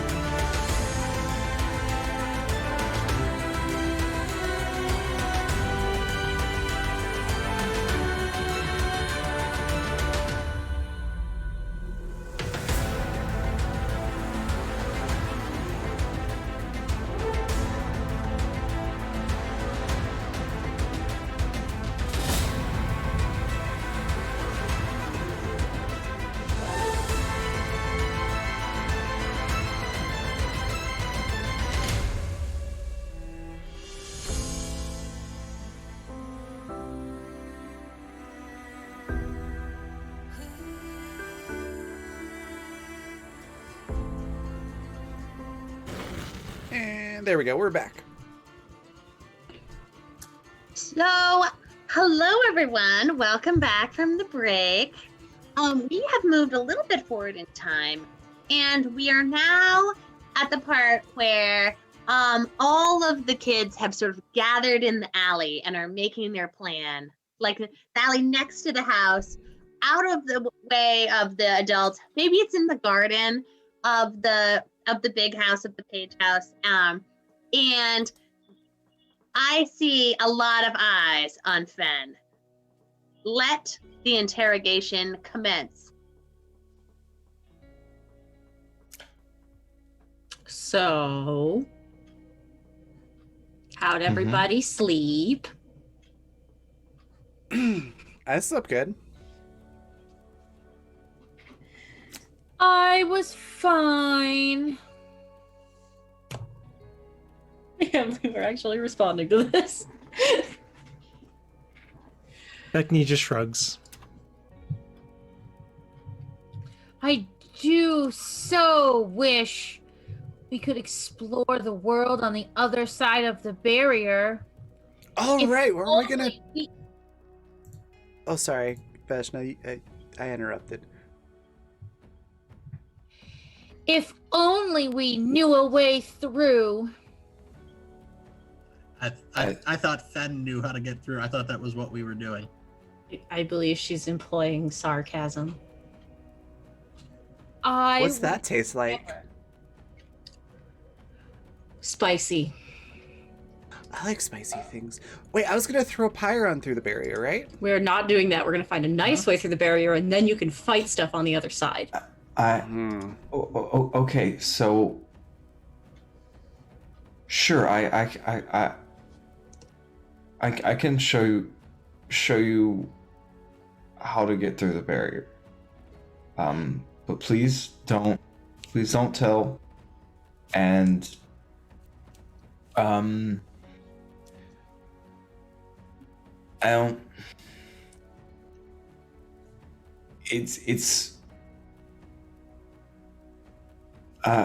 just easier to explain. What? And we're all here for you. If there's anything you'd like to share with us, your closest friends. No, it's just I don't think you'll want to do it when you see how dangerous it is, and I'm sorry for kind of getting everybody excited. That statement might apply to you and I, Fen, but have you like forgotten it. who your friends are? I like danger. Danger's fun. And if it doesn't work, worst case scenario, we'll go back to the throw in me thing. We are not throwing you through Yeah. the barrier. I don't know. I think that went pretty well last time. Yeah, we weren't even trying when you went in. And you can always just fleece more idiots with candy fruit. I mean, it really is my preferred summer activity. I mean, I'm not going to deny interest in the other side. Well, I've got today kind of free, because I'm not gonna clean Mysteria's room.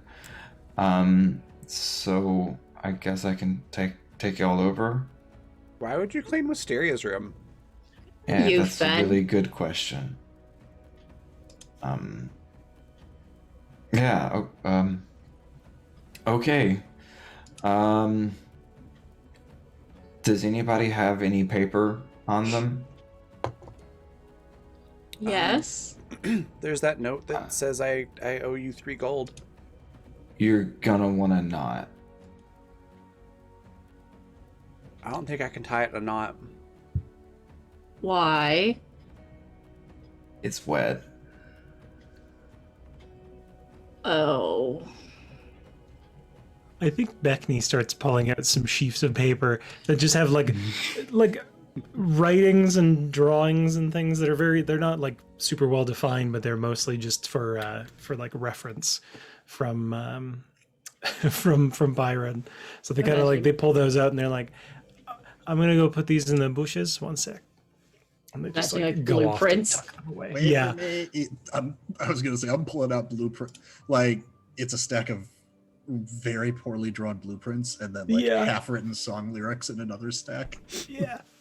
Oh, yeah. I'm so confused. Why are we tying knots in paper? I don't think it's going to make a very good rope. So as you guys are sort of like divesting yourselves of What is a materials boring that can't get wet, Moving everyone's just like, on. okay. I think that we sort of like see a montage of you divesting yourselves of precious items or items that cannot get wet. Also like flammable things that Pyron has, the flame paper or whatever. And I think we catch back up with you guys at the bridge. And as you start to cross the bridge, the flag goes out. Oh, hi, Callie. Is this Vega? Yeah, it is. Remind me what they look like again? We haven't established what they look like yet, other than that they're very big. And they Okay. like you. Oh, okay. I think Important are information. sort of, I think a similar size to Callie, which is relatively unusual here. Okay. And I think you know Vega because you've like sparred with them in the past. Okay. Yeah, Callie will just like run up and be like, "Hey, Vega," and just like lay into their shoulder.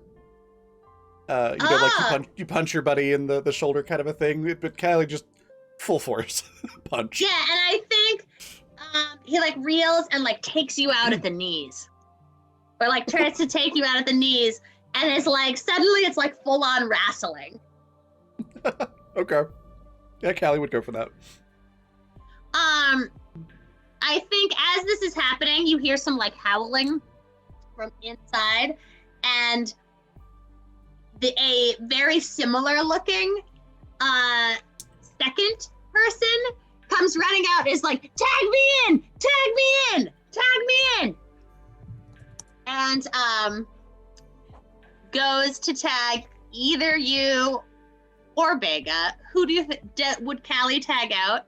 Oh, heck no. No, so I think in the end, there's just now 3 of you wrestling. So Callie has Berserker, so like once she starts fighting, like she fights until she wins. Okay, let's do it. We haven't done any fighting really. So, Okay. Roll for wrestling. girl, this is wrestle fighting. No one's actually hurt. This is kind of like really cheesy flirting, actually. Yeah, Callie's oblivious to the flirting. Oh, for sure.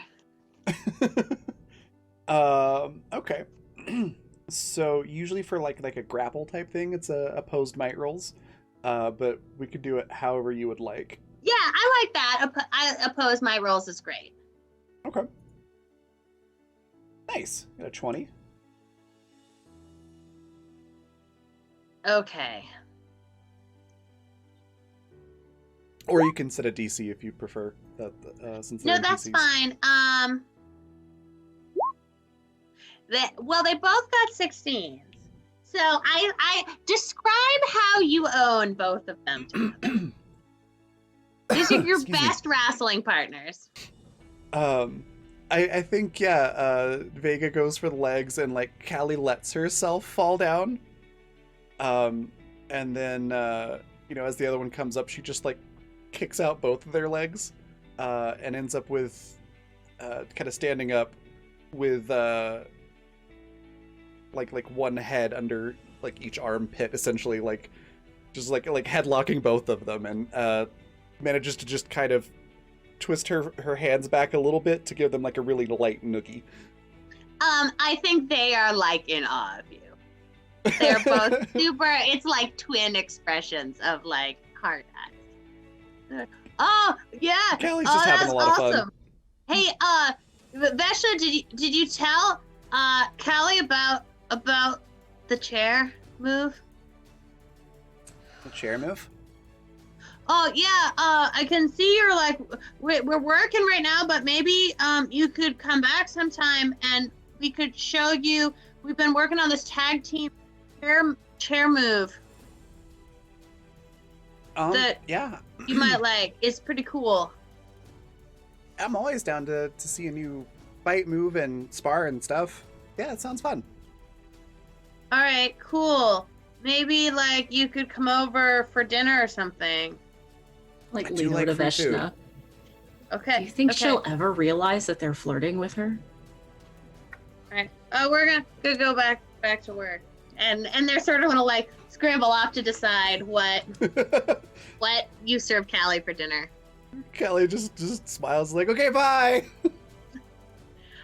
So that allows. So now you guys are like through the gate, and the next place is the gatehouse. Sven, do you want to describe how we get into your house? Yeah, totally. So, I think a while ago this was kind of a rampart that was built like when the river was bigger, and this was like a long time ago. This was a really old place. But as time has gone and the river has kind of changed and flooded and dried and flooded and dried, it's kind of eroded the sand a little bit underneath it. And the rampart, the castles have like the tower, I suppose, has slowly started to sink. So there's like windows that have been fashioned into doors, and there's floating barges on some of the upper floors inside. But at a certain point, the whole thing is just underwater. That's not saying it stays underwater. Like there's, places you can get from inside the house and come out underneath the river, because that's just how we get in half the time. That's why stairs. Fuck stairs. And yeah, I think it's old stones settling into mud, and like some of the rooms are partially flooded, some of them are more fully flooded. Like the folks in my family, like they aren't all 99.999% water and 0.01% anxiety like me. Like I think Wisteria, while still being made of water, is a lot more solid and almost kind of like looks like a leafy sea dragon in appearance. And so like there's spaces for people who are less aquatic to recline and relax, but a lot of it is designed with the comfort of something that's going to be in the water a lot in mind. I don't think you guys have ever been here. I think Fen is like one of those friends who will come over to your house but never lets you come over to their house. I'd like to posit that occasionally I go over to collect lichen from the house, and that's as far as like, half the time I'm not even there to see Fen. Right, like No. I don't think that you've been in. Like I think this is the first time that you guys have been into the mysterious house. Also, remember that Wisteria is somewhere in here, Tyron. Which may or may not be. Like right now or in general? In general, and probably right now. You don't know, but I mean, they do live here. So there is a door, I think, at bridge level that would allow you to get into the house. Right? And then it's sort of like it's an Arc de Triomphe kind of thing. So I think you go in kind of in the middle. A lot of it's under the water, but there is like a piece over the top that's like storage or something. Maybe you could pull down a gate if it was really important. I don't know. Mm-hmm. I think that the drawbridge kind of becomes a standing platform. Okay. And that kind of leads into the hallways and stuff that the entrances to they're just underwater. Great. So you guys you come in to Fen's house, and it is weirdly aquatic, which makes sense. But I think the probably original room you're in is mostly out of water, but like where there might be a big area rug is just water. And you get a sense that like a lot of the house is underneath. Right? So the room that you're in right now is more or less designed for the comfort of people who hang out on land, but you can see that is sort of like the foyer of the experience. I think Veshna's going to like lean over to Fen, clearly looking out of her element, and say, Fen, will I know if I'm stepping in one of your relatives? We tend to say ouch, yeah. Great. Doesn't really hurt, it's just an owl reflex, you know. It's more polite than please take your heel off of my shin. Or face, or, you know, that's, yeah. Yeah, no, we're pretty much alone right now. The elders are going to get ready for the next bloom.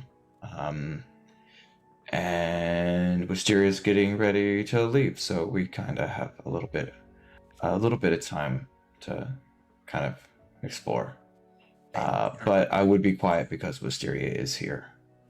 Are you saying that you have the house to yourself? No, Wisteria is here. No. But like, No. if you were to like throw a party, No. while the I elders, thought we were going to the barrier. the two plans they're not mutually exclusive. Why would we could throw a party like on the other side of the barrier, I guess. Did Wisteria want to come? No.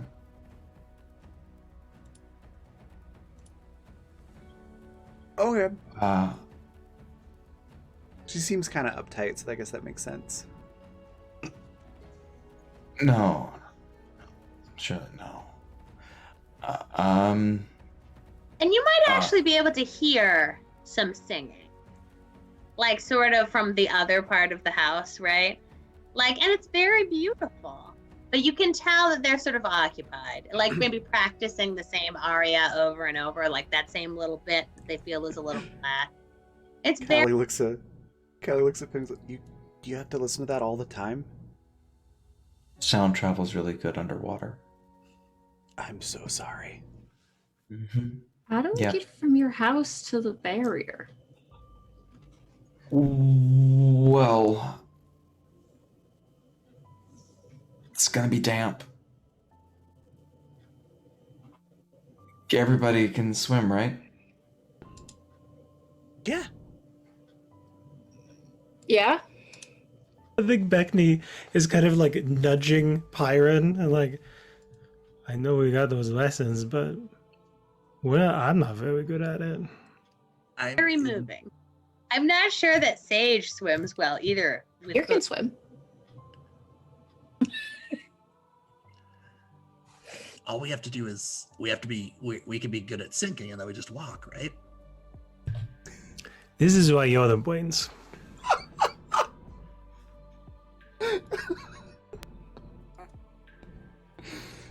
Okay, so it's not super hard. It's gonna be like 5 or so seconds. All you have to do is hold your breath for like 5 or so seconds, and then we'll be over at a safer spot, and I can take you to the barrier, and then we can go back. If you want, you can go beyond, but I don't think you're gonna want to. It's not very exciting. I feel like if we're gonna want to do this consistently, depending on what's on the other side, I would like to explore it. But if we're gonna do this consistently, we probably should find a better way than through Fenn's house. Well, there's Not that I'm not appreciative of Fen right now a lot. I'm very Can we stop? excited. Can we stop holding our breath now?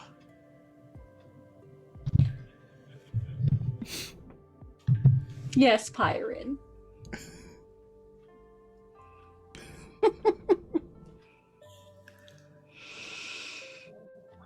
Precious baby. So that is a great which- picture. Damn it. so which way do we So which way do we go? Is anybody wearing like a bandana or anything? Like a bandana or a piece of cloth or anything like that? Callie's got like her armor kind of stuff on, which is like a hod what's the word? Not that collage. Hodgepodge? That's it. Yeah. That was the right word I was looking for. Of patchwork. That's the word I was looking for. Of quilted fabric and strips of leather and things like that that you could probably pull some pieces off if you needed to. No, I just Also, I think Veshna probably has an apron. Mm-hmm. so I'll just take some. I'll just grab some cloth and go. Okay. It might get.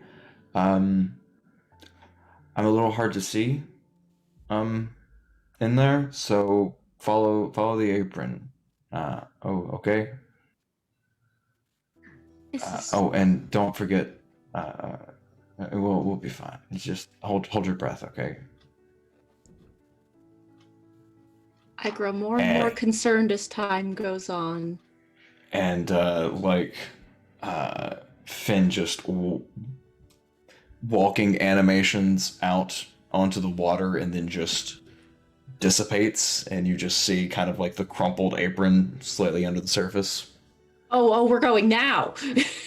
And so I think the apron's going to go down and sort of that way, right? It sort of goes down and through something.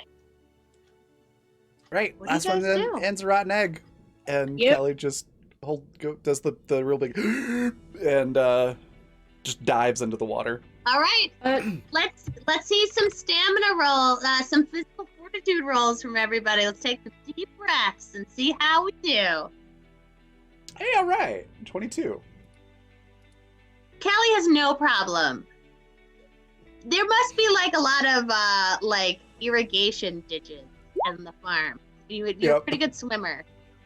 Ooh, Vashna, you've also, I guess, although you haven't yet joined the League of Other Children Who Aren't Your Friends, you have been on swim team. I'm very confused. Is physical fortitude stamina or toughness? It's It is stamina. it's tied into the stamina stat, but it's in the skills list. Yeah, I'm just like confused because it's only saying I have 1 point for stamina, but my stamina is 3. So it looks like it's not tying correctly. Sorry, is it Oh, that's 1 weird. point? Yeah, so mine should be. Well, yeah, my Actually, 2 stamina points is a higher than 3, that. but it's saying I Mhm. only have a 1 score in physical fortitude. Oh, that's odd. Mine's working correctly. Let me take a look at your character sheet real quick. Yeah, mine isn't Okey-dokey. either, actually, because I have a 3 in stamina, and I've only got a 2 in my score. Unless... Oh, I have 3 in both.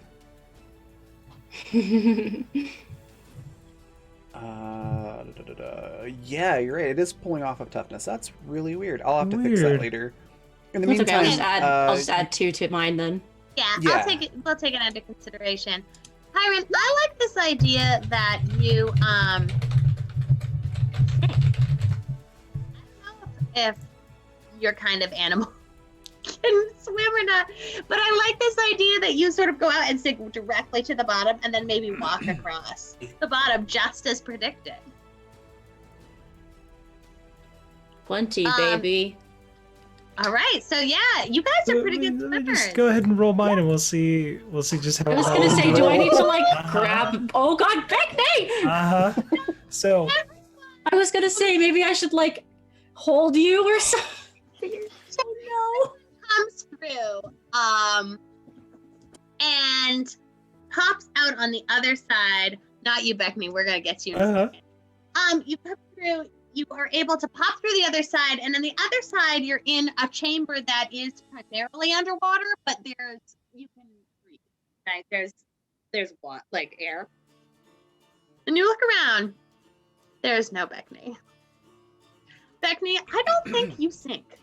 I think you have the opposite problem, and you float. no! And you're It's just quite like- small. And you're just sort of like flopping around, and you can't actually go anywhere. But you I keep actually trying to like push on like one of the walls to like dunk myself, and I just keep bobbing Right. back up. But you're just sort of like, I don't know.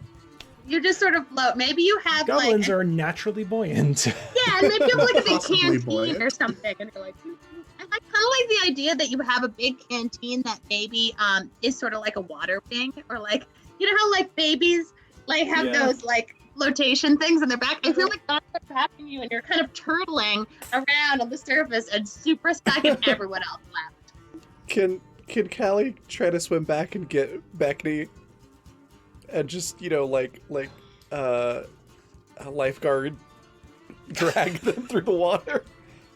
Sure. Yeah, come on back then. And how about another physical fortitude roll? I know that's pretty good for Callie. Oof. Ooh, but Nope, not Not this great. time. Callie, you come through and you're like spluttering and you drank like a whole bunch of water and you're like plips. And No one told her to hold her breath this time.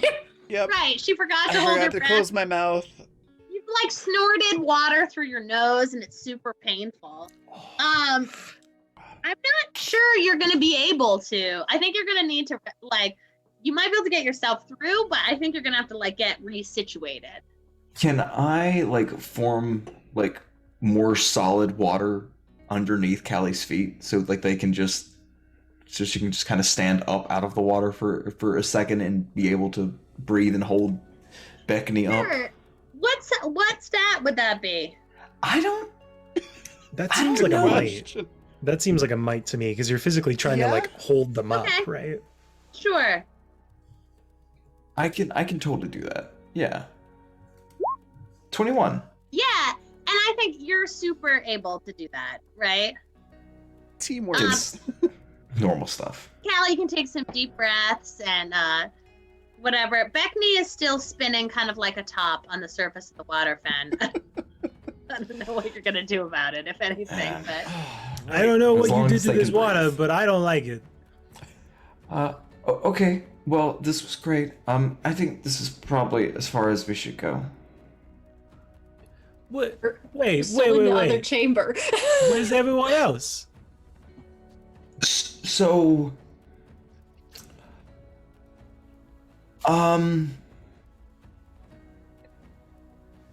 the other part of this, there's a small slipstream that gets in from the river, and it's fast. It's really fast, and you all don't really seem to be great swimmers, which is fine because you don't live in the water like I do. That's cool. I'm not trying to judge you or hold you up to any kind of other standard, but it's gonna get a little dangerous. Oh, that's okay. I just forgot to close my mouth. I mean, I forgot how to swim, but it'll probably be fine. I can just carry Beckney through the water. It'll be fine. Say, You gotta remember, we're finally gonna not- craft that baby carrier.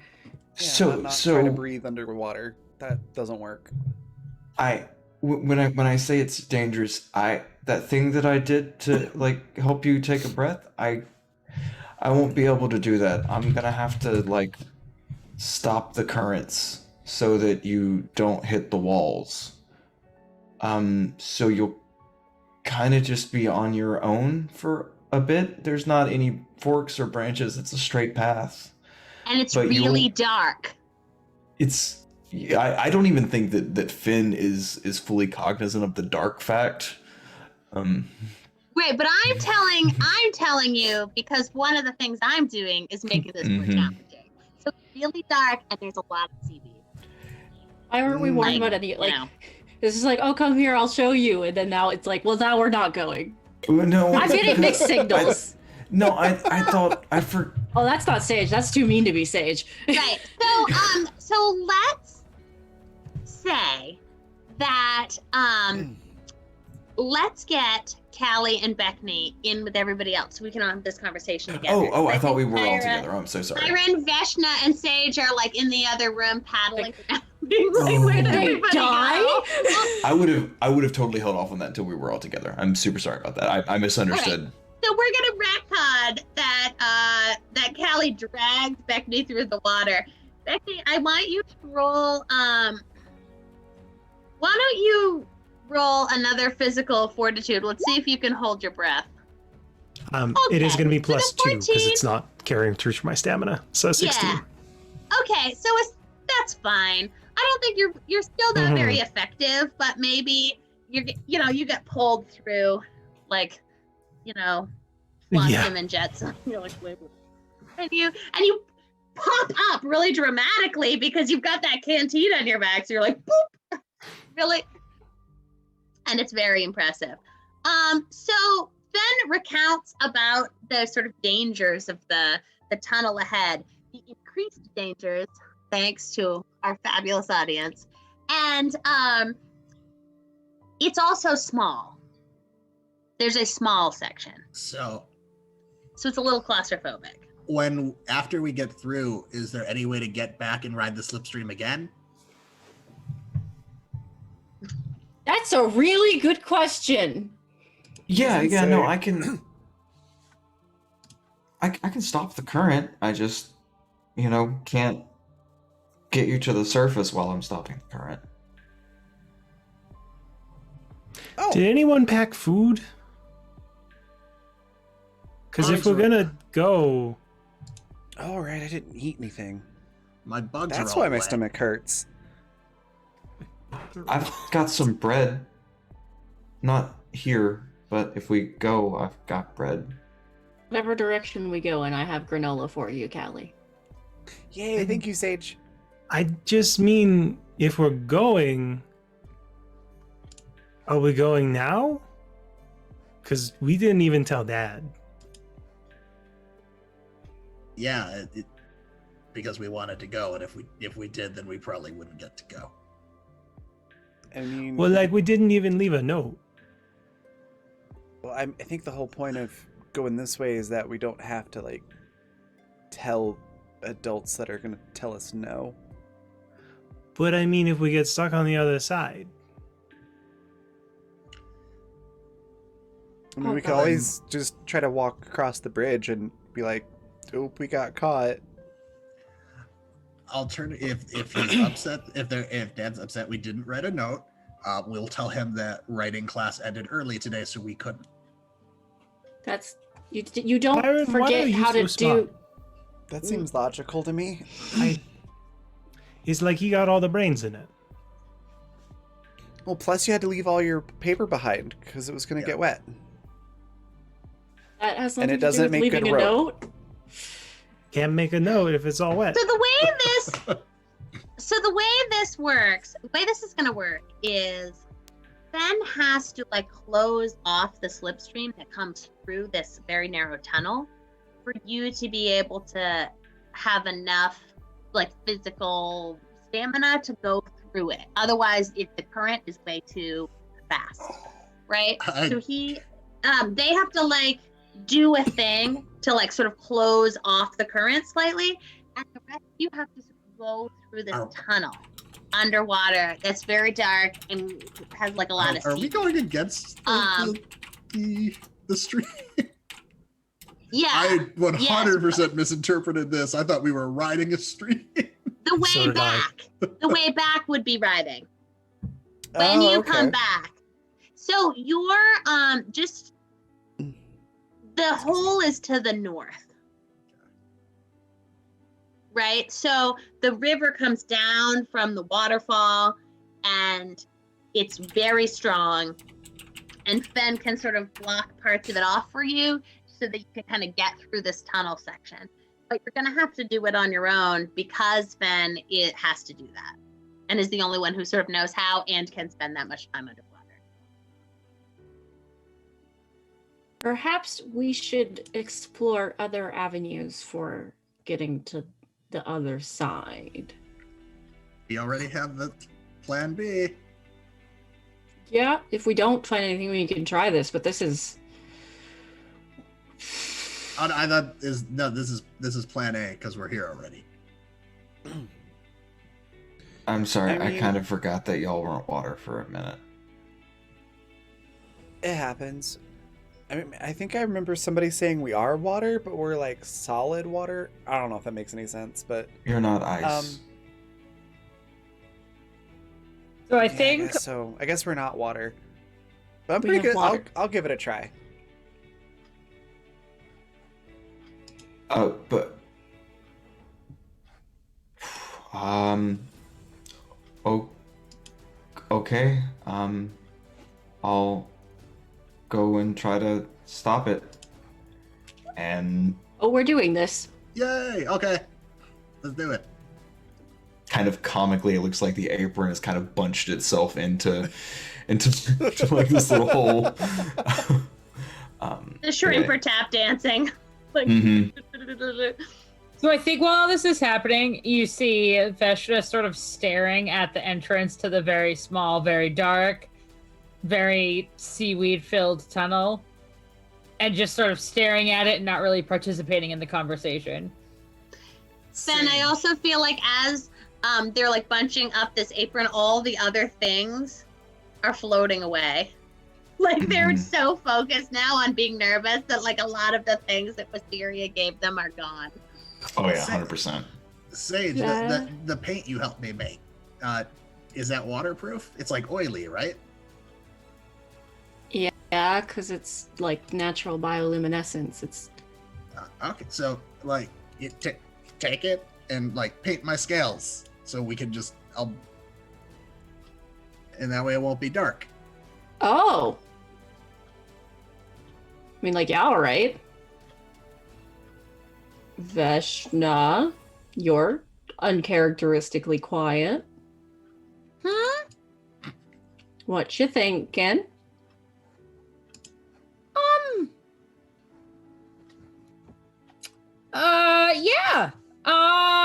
Yeah. Yeah. Yeah. Uh-huh. So yeah, what? I feel like as Sage is painting Pyron's scales with this, you're having this like as you're talking, you're like painting him. Like Oh, this, yes. you guys are like full on prepping now. This is- Like smearing it on. Put a little bit on Becky's forehead. Roll, either roll art or naturalist. Oh, naturalist is my game. Also, the moment Finn has stopped the flow, like Callie's just going. Whether anybody is ready or not, she's just going off on her own. Just as a heads up. Stopped is a strong word. Slow. Managed. Impeded. So you're going to have to like sort of bring your way through the tunnel and probably use the seaweed to like help pull you along. Okay. Pyron, can you roll and Beckney, can you roll maybe engineering Yeah. Well, what is it we're doing? or maybe you could, or gut feeling. Like I want you to try to figure out as a team, like how are you going to deal with Beckney? Like Beckney does is floats. It just floats. So like let's see if we can come up with some ideas or like I was assuming know? we were just going to tie Beckney to someone. That was Also kind of what I fine. was thinking. Yeah. Or you could just grab. I'll roll onto a ball and you can just hold onto me. I'm not sure that like holding brute strength is necessarily Beckney's wheelhouse. but yeah, What are okay, you trying to say? I'm pointy. Oh, you could curl together like you were like acrobats, like you know the acrobats that do the like cool tumbling. It's So the Pyron- alley-oop. why don't you roll engineering to see if you can figure out how this will work?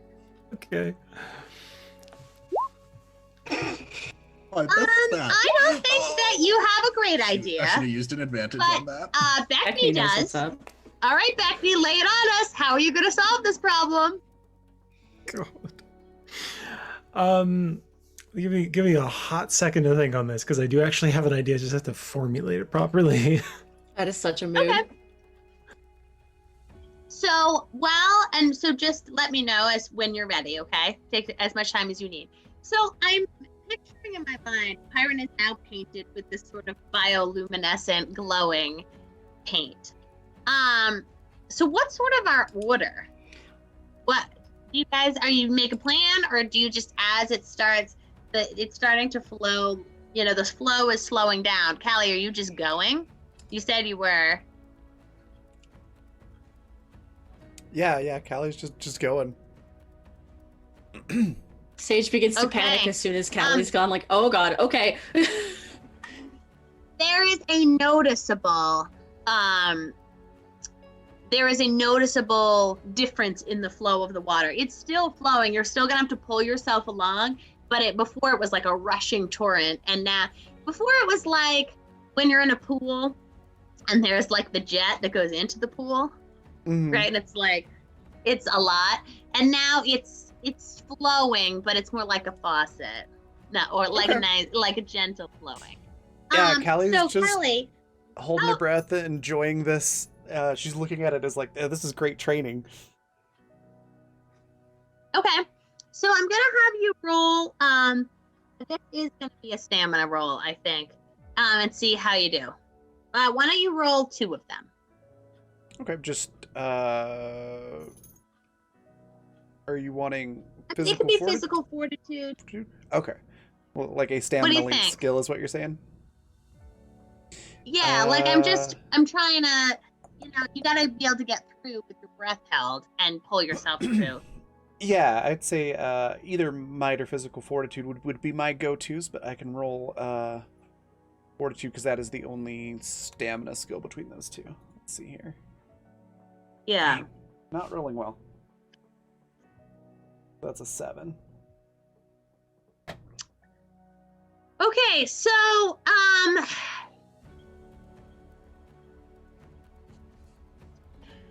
so the problem is that Callie gets wrapped up in the seaweed. Like, is kind of stuck. And you can see that she kind of dives in, really just full bore, like ready to go, and is kind of like not as careful about pulling along, and it's kind of gotten themselves stuck. So she's kicking, and you can see that she's not actually going anywhere. That's not great because she's under the water. What are you guys gonna do? Do we know that Callie is stuck?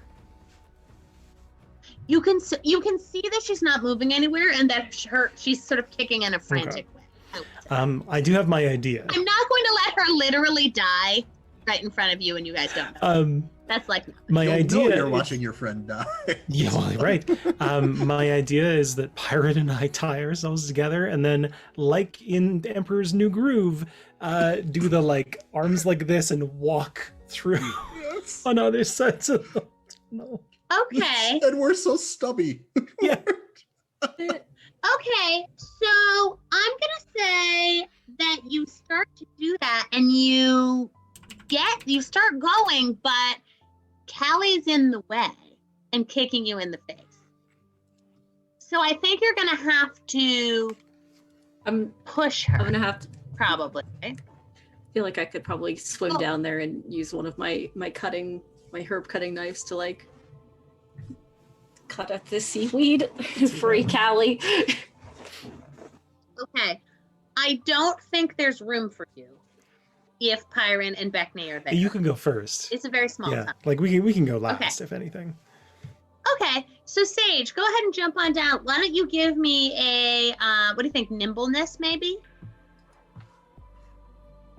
Sure. Why Well, not? To see if you can, like, kind of get in there. No. It's not right. No. Do you have the advantage still? I can't remember. Yeah. I do. I mean, your friend is dying. So I guess I will use my advantage. Dying is a strong word. Yeah. There we go. Hey, Well, very so, nice. here is a question. Like, and I'm sorry that I can't remember, but Raven, is there a mechanic for drowning? Not really. What I'd probably, if it were me, I would probably have it start dealing like 1d6 damage per round. If you spent more than say 3 to 6 rounds, because each round is 10 seconds. Right. Okay. Great. I will take that into consideration. Thank you. All right. So Sage, you're able to sort of get down there and sort of cut some of them loose, and it allows Callie to be more free. Callie, roll me a I guess. Yeah, it's might, right? You're gonna kind of break free of the. Might is my good stat. Still rolling like crap, but I got a 15 because it's my Okay, good that'll stat. be fine. And I feel like you can hear all of this happening pretty well. What is Fen like? Is Fen gonna say anything? Like, what are they thinking? So I don't think Finn like really hears it. I think that we talked about earlier them having some kind of like I didn't look up the acronym for what it was, but the electromagnetic perception, Right. that sharks and stuff have, and I think they're just vividly seeing this in neon colors in the darkness, and I think for just a moment the current picks up because Finn kind of starts to leave to go to help, and then it's like, oh no, oh no, oh no, oh no, oh no, oh no, oh no, oh no, oh no, oh no, oh no. Like this is worst case scenario. And so I think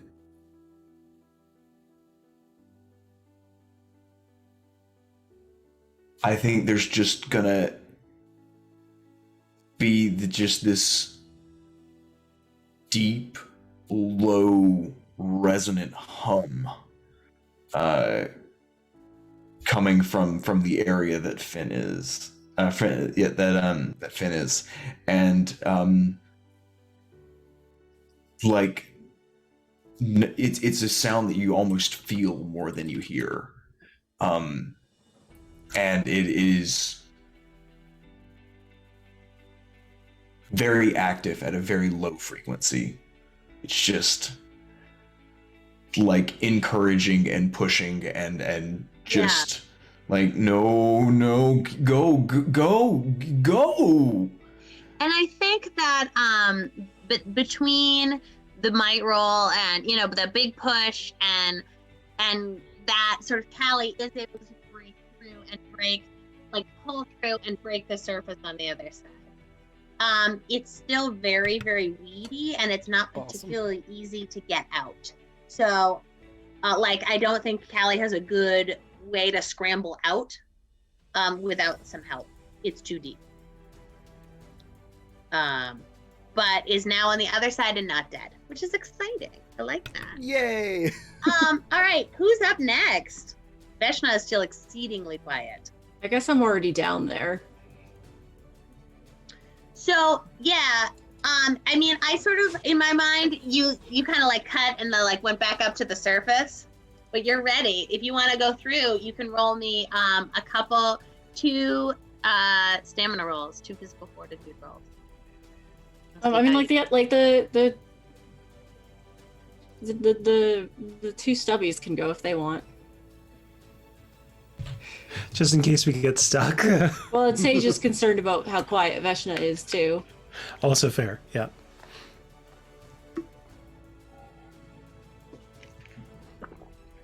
Yeah, if Pyron's good to go, we can go. Yeah. Okay. So, How are we doing this?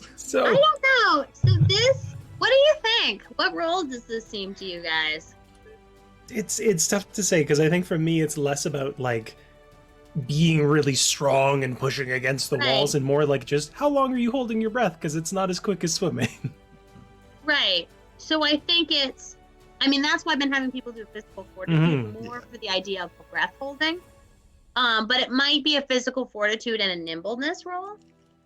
What do you think? One of each, maybe? Oh gosh. One of each. I just, I don't see it going well. Oh gosh. A Yeah, stat fair that my enough. nimbleness is worse than. We love it. Perhaps it's mechanical because you are using your brains to do mechanical thing. I'm just I just can't help it. Hold your breath, take stamina. Oh no, it makes sense. It It's just does. gonna be Like- fun. But I could see, to some extent, maybe it's not nimbleness, but mechanical engineering. Tough to say. Okay, fine. I will give you mechanical engineering and physical fortitude. So one of Go. each. Okay. Yep, for both of Okay, you. let's do physical fortitudes first. Let's see how that goes. I'm gonna cash in one of those advantages that I've got. That's a good call. But you might roll well. Yeah. Ooh, So this I'm is doing okay. Oh hey! Not Look bad. at All right. So that. this is I did say I was gonna use the advantage. Should I roll? You don't have to Well- until after you roll, though. I'd say save Yeah. it. Yeah. Okay. You can use it on the next roll if you want. Because Yeah, do depending too. what I roll, you may need it.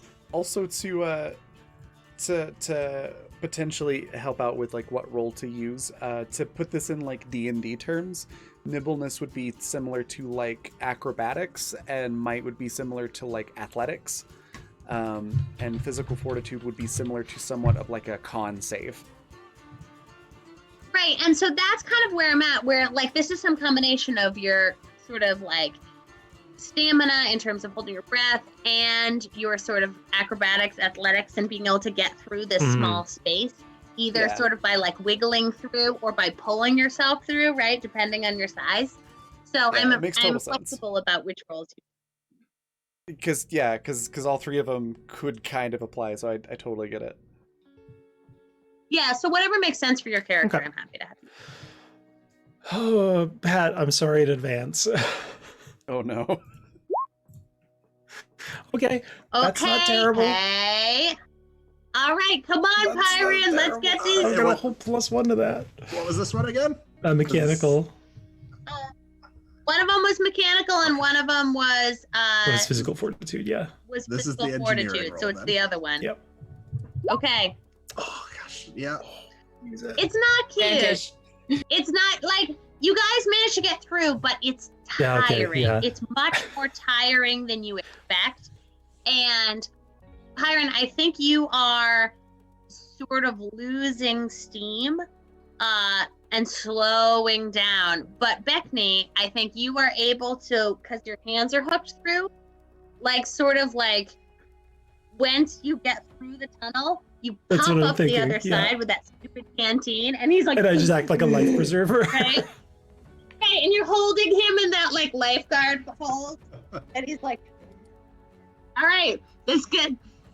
The other thing I want the three of you to have, maybe you haven't noticed, but you as players will have noticed, is that you didn't feel anything different when you went through. Like, I mean, it sucked, but it wasn't like the electricity of the barrier. Mm. So, according, Fen said you can go through the barrier this Mhm. way. Assuming you've gone through the barrier, you've gone through the barrier, and it's different than before. Like there's a hole Oh, I've got a couple ideas. or something. I just have to think of Beckney. But think of them. Right. That's always the struggle. All right, Veshna and Sage, it comes to you. All right, now that the others are gone, what's going on there, Veshna? Are you okay? Yeah. Yeah. Yep. You know you can tell me if something's up, right? And I feel like she sort of like turns and she's doing that thing where like people are trying really hard to convince you that they're fine, and so her eyebrows are like her eyebrows are suffering altitude sickness like at this point, you know what I mean? Like, and she's just like, no, this is I'm just here. I was worried about Fen.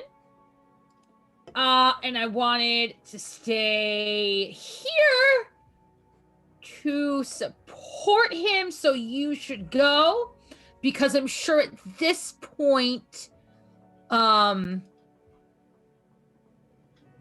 Beckney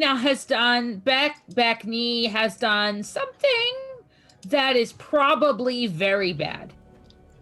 And are you not coming? Veshna, do you have a tail? I do. It's under the feel water. like, right, but I feel like it's sort of like maybe curled up under you. Yep. I think it's very much like, yeah, we're sort of like, and I feel like it's also, even though it's underwater, it's like floofed out. Right. Like there's a lot of like significant Hackles. tail floof going on, and she's just like, no, I think you are. I mean, yeah. Okay, if you're scared, Veshna. I mean, she kind of like looks down at the hole, And then, like, I imagine, like, in her mind, it's like a bubbling pit of death with, like, screaming demons, like, reaching out and trying to drag her, but really it's Well, just... and to be fair, you've watched the light pass through. Yeah. Right? For a moment, it was all lit up and seaweedy and disgusting, and you Yeah. could see it, and that was bad. And then the light left, Right. and now you just have the memory of the disgusting sea. Right. So I feel like in her like kid mind, it's like the pit of hell, and there's like this demon she read about in a book being like, you know. Yeah, and, this is very Fantasia, Night at Bald Mountain. yeah, and she's like, what? Wait, I mean, it's just it's a hole with no air or light, and that is fun, you know. Yeah, I think it's, you know, you go and I will be right behind you and it'll be great. And then we will all have granola, and that granola will be wet, but we will be alive while we eat it, and that will be great. I like to eat my granola while I'm alive. It is my preferred method of cereal consumption, actually. If you'd believe it. Fen, how you doing, buddy? Are you all right? I'm gonna go now to make sure the others haven't killed themselves. But if you want to stay here and not see what's behind the barrier, and we'll all go see it, and we can tell you about it after. So I'm gonna go now, and if you are feeling uncomfortable, that's okay. Like, Oh my it gosh, legitimately is Sage. okay. I love this side of Sage at using Veshna's tricks against her. All right, come on, Sage, let's see it. Leave Veshna here in the dark. Oh God. So we're doing a physical fortitude. 2 of them. Okay. All right, so the first one you get through fine. You're getting through there, but I think right at the end, I think you're gonna catch in some of the seaweed. Like maybe your little foot catches in the seaweed. And so you're like coming through and you're doing fine. And as you go to break free, you're like stuck. What do you do? Gonna lean.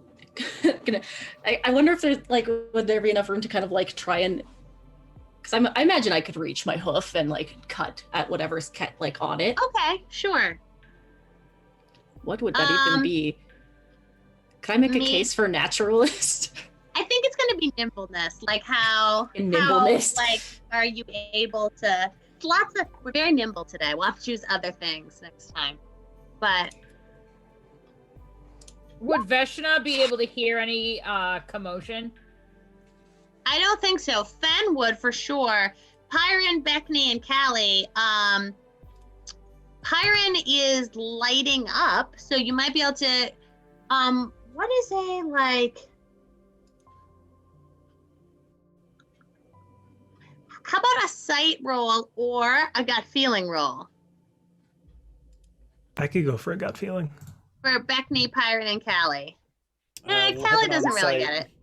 Okay, Nat Jay, 20. that's you with a nat 20. Um, Callie doesn't get it, but Beckney, you get the feeling that like Sage should have been here by now. Yeah. Something's up. Where's Sage? They should have been here by now. They're great at swimming. Hearing that, Callie just goes, Sage is in danger. Jumps back into the water. Awesome. I want you to give a big yank, a big pull to Sage. All right. There we go. There's just Sage like angrily looking at their knife. Right, and you're able to like pull Sage loose in there, and so everyone's sort of floating around like. All right, which leaves just Veshna. Veshna. Right. Oh, this is great. Sage and Callie save each other from the Callie. Yeah, that's nice. That is a nice little bookend. Fen, you can hear that someone's still there.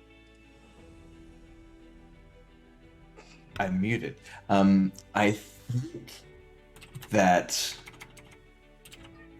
I think realizing that like I can't really talk in this form, especially if someone's head's not underwater. I think that kind of panicked, kind of low tone, kind of goes up an octave, still to like a baritone, but not to a bass, and is getting real close to the tenor range and just trying to sound just a little hopeful. And encouraging, and trying not to show that they are probably in a pretty big amount of pain by this point, because I don't think they've ever stopped the flow for this long.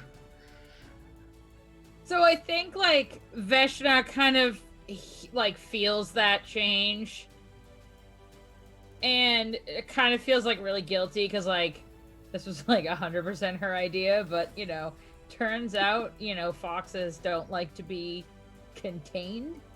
And you just sort of hear her go like, "Fine," and jumps into the hole. Okay. So Give it's us physical give us fortitude. 2 points. physical fortitude rolls. And so if should it add 2 to my thing if I have 2 stamina? Yeah. Yeah, it should be. All right, I added it on my page. It's incorrectly pulling the numbers from the toughness stat for the stamina like it's supposed to. Oh, So Ew. you have an advantage, by the way, Veshna. Oh yeah, use that. Yeah, we're gonna do that. So does that mean roll twice again or one more time? Just roll one Roll more. one more and then- time. Are we gonna get water advantage luck here? I know, right? Ah, we are Almost. not. So I think Veshna starts to panic. And I think, she starts to get through. And it's going okay, but she just starts to panic.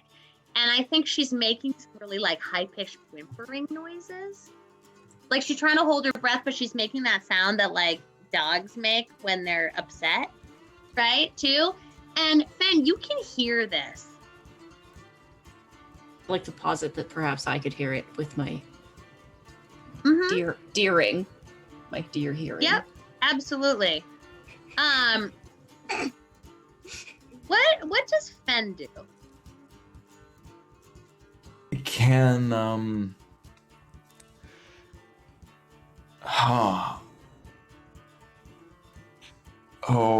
it's gonna be weird. Can I make a might check to see how well, like, if I'm still doing okay holding back this water? Sure. Yo. All right, cool. Not garbage. So I think like I can hold the water, or I can try to help, and I can't do both. I posit that if we're going to do this again, we install some sort of rope mechanism. Mhm. Mhm. Yeah. Like, what would So I do? So I sort of like this idea. If Fen, if you think, I feel like Fen I think I've would go. Yeah, I think right? I think what Finn is going to do, like, there's a moment's like contemplation, and then I think at the next whimper it's gone, because this is going to be a little bit of an invasion of privacy, as Finn like releases where they were, and then just kind of solidifies the water around Veshna, and just tries to bolt through the passage as quick as they can, probably bouncing off the walls and stuff. So I'm gonna say that when you release it, it ends up shooting Veshna back. Mm. Right? The rest of you are through. So, but now Fen and Veshna are like in the pool of the like churning water. And you could start over. With Fen's help now, if you'd like. How's Veshna feeling about all this? Probably not great. So, Veshna's really glad to be soaking wet. And Veshna is like not like showing it, but she is like the only like if it wasn't like we're in the middle of literally like my friend's house and like we've all done this thing that was 100% like Veshna's urging, she would nope the fuck out and possibly defect to like another town and start a new life as a vagabond street urchin child. Like that's kind of where she's at emotionally. Yeah.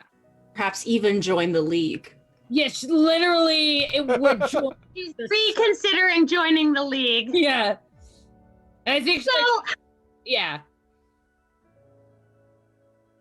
okay, Fen, this is it. Okay. Gotta convince her to get through. Gotta convince her to go through with you. Veshna, I know.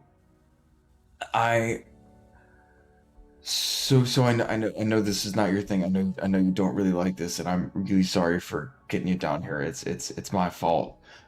But everyone, That's really not your fault. It's my fault because I can't want to go to the stupid barrier. I could have gotten embroidered. My dad loves embroidery. Fen, he loves it. It makes him so happy. Maybe I would be happy embroidering. But no. I need to go to the barrier. I'm going to make my friend take me to the barrier. And guess who can't get past stupid barrier? Who can't past stupid barrier, Fen? I can't get past stupid barrier, Fen, because somebody up there that I forgot, because I didn't pay attention in that class. No, I was doing steps to respect. I didn't pay attention to that class, and now I'm stuck here, and we're gonna die, Fen, except you're not gonna die because you're made of water. So I'm gonna die, and my dead body is going to be floating inside of one of your relatives for forever. no, you would rot at some point, but that's not important. No, what is Veshna? Right now, I know how much you care about everyone else, and they're alone right now too, and they don't have me to help look after them. We have to go. We're fine. We'll be fine. I'm a naturalist. We're probably drowning right now. We're not drowning. You're all like eating weird cave moss. Yes, and Becky is testing all of the local flora and fauna tongue first. Don't you dare test the local flora. Or the local fauna. I will end you. Don't lick his fish. Don't lick my fish, bro. As soon as we are out of the water, I have granola for everyone. It just sounds so wrong. Let's go. Let's figure this out. Yeah. I know you can All right. do it. Come on, Veshna. All right. What? I'll hold your hand, okay? Well- I'll get you All through. right, let's just get it over with. And she kind of like, Veshna. I don't know if it's Veshna. helpful at all. Right. I love the idea of her like becoming like as much of a torpedo as possible and Fen sort of like covering her with water and just sort of like shooting through. Mm-hmm. It Yeah. being really strange. Like those seals that have that weird like layer of oil on their skin that helps them glide. Yes, I feel like you are now a new level of close in your friendship. Oh yeah. When one friend is completely coating the other Mhm. friend. Yeah. More molecular Now buddies you're now. Right, on a molecular level. Veshna, you pop through the other side. And Fen sort of peels off of you as you arrive. She's gonna. And I'd like to think, actually, that as he peels off of, as they peel off of you, the part of you that's above water is dry. I think that like she's gonna turn to him and like in that awkward kid way, be like, "Don't tell my dad about this." He said something once before a school dance, and I didn't really pay very good attention. But like, I think we'd have to get married, and I'd have to live in a water cave, and I don't even know what water people eat, and we'll just not tell my dad. I was under the impression we weren't telling okay. anyone's parental figures. I meant specifically about the the tunnel thing. What tunnel thing? So you guys, looking at the time, I'm going to assume that you're going to have a weird, awkward conversation about getting married. And you guys have solved my water puzzle. So you were on the other side of the barrier and you didn't die. It's awesome. Although I can kill you more if you want. No, but I do have a question about the river on the other side. Like, is there like a shore with like trees and bushes and things like that? No. So as you pop out of the water, you're sort of in like, I'm imagining that the main course of the river, like that sort of slipway came through this tunnel, but you've gone off to like a little side place and you pop up and it's almost like a well that you've come out of, and you're in sort of a cave structure, like a sort of gallery of caves, and they are primarily ponds, and it's underwater. I think maybe further down you can see some natural light.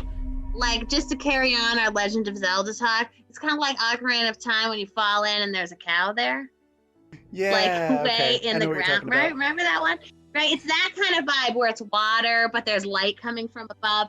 But most of it is like small ponds and rivulets, but it's stiller because it's not the main river anymore. Okay. It's like this then sort of side cavern. Pyron, did you want to say something? I can wait. I was can gonna wait. do a thing. Sorry. Oh, I'm sorry, Kelly. I thought you were done. No, I was Okay. gonna do a thing, but knowing what it looks like now, I'm not gonna do the thing that I was gonna do. Also, thank you to Michael for the Okay. $5 donation for an advantage to go to whoever the GM would like. Would you like me to do a random roll for it, or would you like to pick someone for an advantage? Sure, yes. And we'll save it for next week if that's okay, because we're about to be done. Oh yeah. I want to yeah, save they it on carry- something good. We got some they stuff carry coming over. up next week. It's going to be just tricky. Well, this actually seems quite Pyron, you fitting wanted then. to say something? It goes to Veshna for the random roll, Yeah. which Nice. is fitting. Aw, that's good. I was just wondering if, while we were waiting, if any of Fenn's awesome decorations that they had today, if they had floated this way, because I would have grabbed them so that they didn't lose them. Oh, current for what they're sure. For sure. Yeah, the really tacky ones. Like the ones that are the most sort of not Fen. Like big, huge lily flower and, I'd like to imagine I there's don't know, one maybe- terrified ghost strip just clinging onto the flower. like, maybe 2/3 of a crayfish. Pirate not the 2/3 you want either. Yeah, but I'd present Right it now. like this is all I was able to save. I'm sorry. Oh, So, well, everybody, I know it was rough getting here, but welcome to my room. And I'll kind of gesture around. Does that feel like a good place to call it? yeah, and maybe Becky Yeah. says, "Strike two." I think Beckney Everyone's would like, just say, "Ah!" "It looks nice." I think Callie's just gonna blink a couple times, look at Finn and go, "What?" And then that's And see. We're gonna have to have a talk with Finn about explaining themselves to us. Communication. No, I've already played a game in push communication. I'm done doing that now. Mm-mm. So good job, everybody. You did a thing. Did we know? We're Yeah, not the thing Well, is you're in the live. new Yeah, setting, the thing is, live, and we and did you that. didn't die. Listen, moved into from a last different season, room. playing water, surviving is actually a pretty big feat. So I'm happy with that. Well, I have to say that I'm sorry that this is happening right before bedtime because the dark hole of seaweed and not breathing is like nightmare. people. Uh-huh. Sure is. Good job. Ah. everybody. We Gucci. So yeah, so That was fantastic. Yeah, so this went a little long, and I know I have to go to bed pretty soon. So let's wrap. And I kind of forget what we do, Raven. So will you tell me? Yeah, no worries. Yeah, we're gonna go on a raid here very shortly, but I'm gonna let everybody give a quick outro. So do reverse order from how we started. So we'll start with Calliope. What was your favorite part? Where can folks find you? And anything you want to share or plug? And we'll try to keep them brief. I love all the role playing everyone's doing, and I'll let just the interactions between the characters. I think I especially loved Veshna trying to tell Fen that they shouldn't get married. But maybe they might have to. It's very good. I'm Calliope. I am on Twitter as Calliope and around and about thinking about children and tabletop role playing games. And I'll see you guys Awesome. next week. All right. Hannah, same questions. I really, really liked the impossibly old couple at the store. I really liked them. They were fantastic. You guys can catch me next on Fridays on Raven's channel at the noon Mountain Time slot for Neon Devils 2, where I am playing V, a changeling fae type who is me. She's making some new friends. We're getting involved in criminal activities. It's fine. It's great. I was gonna say something that I realized Raven's here, and I'm like, oh nope, that's secret. I mean, there's nothing secret about my character. Oh. Don't worry about it. What? A secret? What? I don't know what you're talking about. What game was this for? Awesome. Anything else you wanted to share? Or... No. All right. Just want to make sure I wasn't cutting you off. Next, we've got Pat. Favorite part? Where can folks find you? Anything you want to share? Plug. I mean, it was all so good. Let's go with the tutor going into beast mode because somebody was burning some books. And I can't imagine he's a better fighter than the brother he's about to challenge to a duel. So maybe we need a new tutor now.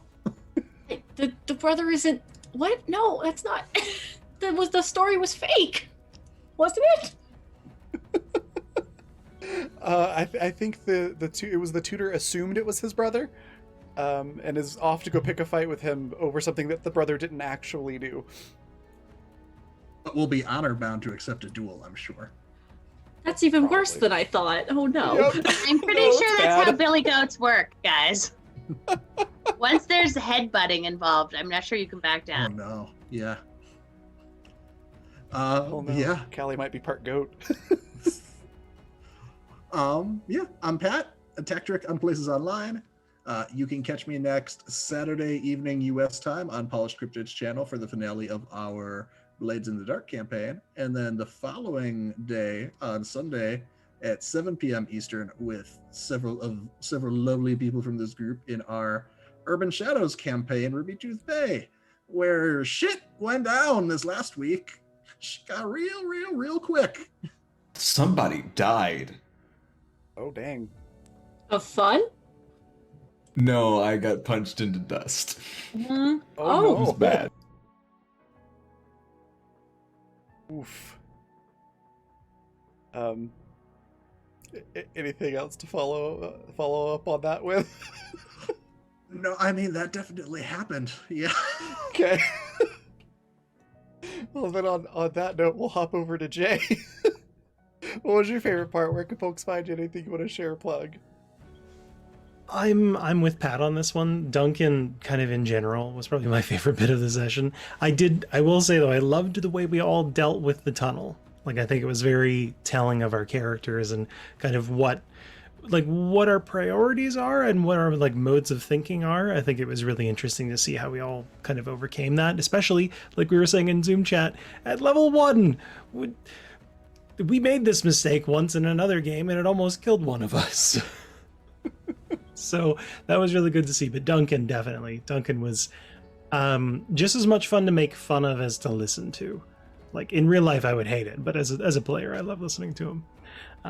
Yeah, where you can find me next will be on Saturday at 6 Mountain Time for Animus Absentis, which is maybe or maybe not the game I was mentioning earlier about making mistakes, and we'll see how that one goes. Otherwise, you can find me on Twitter and itch.io under Alien Jays. Awesome. I'm next. My favorite part. It's hard to pick a favorite part. It was all really good. I really enjoyed getting a sense of the town and the townsfolk. That was really nice. I now have a goal for this campaign, and that is to do horrible things towards Wisteria to get her to leave Fen alone. Maybe to get her kicked out of town. I don't know. Store a fish in her air vent or something, to where she can't find it. She was awful, and she makes a really good villain, I think. So it was good. Awful in a good way in story terms. But I also really liked Duncan quite a bit, and how everybody handled the tunnel, and it was fun to just sort of leap first without looking, really, and know that we probably wouldn't die. I'm not going to kill you on the second. Kids are invincible. Really, really hard. Yeah, for me to kill children on the second episode. Yeah, appreciate that. Everybody roll new characters. Yeah. I mean, we've got a standard. We've got the Bridge to Terabithia to live up to, so we gotta wait until you're really emotionally invested. Mm-hmm. Yeah, I didn't watch that movie. I don't need to know. Same. But no, it was a lot of fun. It's in the seeing how everybody genre of kid books in which some kids die and some kids live. Yeah, right? I'll pass There's a on whole that one. genre of that, like A Taste of Blackberries and My Girl, all that stuff. So it's sort of in the same genre as Dogs Die. Kids care about Fun. stuff, but then it dies. It's a genre. The Red Pony. Steinbeck, anyone? That needs to not be a genre. I've never had so Anyways. much fun reading a book. Go ahead. It's Yeah. awful. It's awful. It's why kids hate reading in middle school, because we make them read things about oh my everybody god, dying. I didn't have to read any of that stuff. Anyways, how everybody helped each other through the tunnel was, I think, probably my favorite part. But all those things were really good highlights. Also, remembering that I have a tail, that was fun. I was like, all right, I have this cool thing that I can use, because I had completely forgotten about it. So it was all really great. Where you can find me next will be probably tomorrow. I know one of our players might not be able to make it, so I need to make sure that we're actually doing Exodus tomorrow. But as of right now, the plan is to, which, if that's the case, it'll be 6 p.m. Mountain Time, where I'll be playing Niklaus, who's a Dr. Jekyll and Mr. Hyde kind of character. Both are villains, it's just different flavors of villain. They're just not the villain of the show. It's a lot of fun. You should definitely check it out. I'll be tweeting about it, letting you know when the time is tomorrow, or if something does end up coming up and we aren't able to do it, I'll let you know on Twitter as well. Aside from that, Thursday, I'm doing Elite Bebeskar, which is our Star Wars campaign. That'll be at 6 p.m. Mountain Time. So if you don't see me on Wednesday, it'll be Thursday. And then other stuff to share or plug, once again, is just sponsors, which I'll very quickly throw into chat, which is Fundamental RPG. It's the system that we've been using for this game. We also use it for Welcome to Madison, Animus Absentis. We used it for Water last season, and we're going to be doing a paranormal investigation game on the system a little bit later in this season on Wednesdays. So it's a really versatile D20 system. I highly recommend it. You can pick up a copy on Amazon. Just search for Fundamental RPG, or you can go to coffee.com/raven/shop for the PDF version.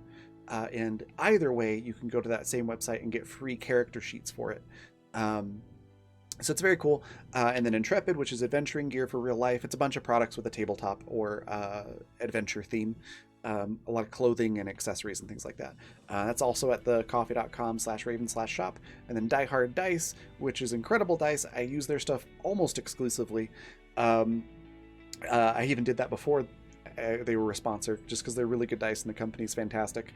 They sent me these really cool rainbow dice this month that I've been periodically using for rolls that I don't have to do online.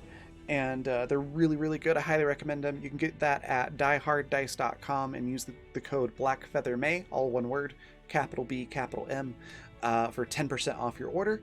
And then if you want to catch up on this show or any others that we have or have had on the channel, you can do so at the Fantasy Network at watch.thefantasy.network. Just go to Stream Library and then Black Feather Guild, and you'll see all of our content there. All of that out of the way, I'm going to pass it on over to IC Historian. What was your favorite part? Where can folks find you? Anything you want to share or plug? Oh my word. I think favorite part is just the world, the descriptions of everything in the world that we live in, and obviously all of these fabulous people here are always going to be my favorite part of everything. So I do stuff. Patrick already talked about lots of stuff that I do. I do another thing every other Friday, not this Friday, so next Friday I'm on Polished Cryptid's channel for an End Times campaign. Sundays are Urban Shadows, and I'm also working on a game, but God only knows when that's going to happen. Sometime, hopefully before the heat death of the universe, because it'll be really hard for me to finish character sheets when I am reduced to a mass of quarks. But hey, stranger things have happened. I'm IC Historian, all the places on the internet where I feel like being found. And that's about what I got. All right. Zan, last but not least, same questions. Yeah, no, I'm Zan. I'm a professional DM and content creator for 5e, World of Darkness, Powered by the Apocalypse, and a whole bunch of other really great games out there. Y'all should hang out with me over on my Twitch or Twitter or my website. Website is insanitygaming.com. Twitch and Twitter are both InsanityTTRPG. I've got some really cool stuff coming up in the very near future. But I can't quite speak of most of that yet. But yeah, as was mentioned previously, I'm in the Urban Shadows game. I'm playing a new character this week called Eugenez Gray. Eugenez Gray. Yeah, he's gonna be a real fun imp. I've been dying to play this. Like, as soon as I made my original character, the imp came out, and I was just like, oh shit, I missed it. Yeah, I'm also over on Polished Cryptid's channel at 5 a.m. or at 5 in the wee hours of the AM on Friday and Tuesday. I don't think I'm doing anything tomorrow, so I'm probably gonna stream. I think I'm gonna do some FF10 tomorrow and try to get some Blitzball in my life. I was talking with folks about Blitzball earlier, and I need ball. it. Oh man, I love me some Blitzy Ball. It's my favorite. Love you some Underwater round ball. It's very in character. I play I play the game just to be able to finance my Blitzball addiction. It's like Okay, that. That's fair. That's my life. That's my burden I have to live with. Yeah, and that's all of my stuff. All right. Yeah. Well, thank you again, everybody. Thank you. Big thank you to Michael Wade wait. for the. Go My ahead. favorite part. My favorite Oh, part. yeah. My favorite part Tell us was your the favorite. sense of crushing mortality that we had. That, like, because this has been really fun and really wholesome, but, like, it's the second episode. How do we know that this show has teeth? Well, it doesn't have teeth, it has fucking seaweed. Love the... Now we know that we are actually playing with stakes, and I like it. Clean I the mean- passage to your room. For real. No. I mean, Maybe I'm that's pretty like a sure- shag carpet.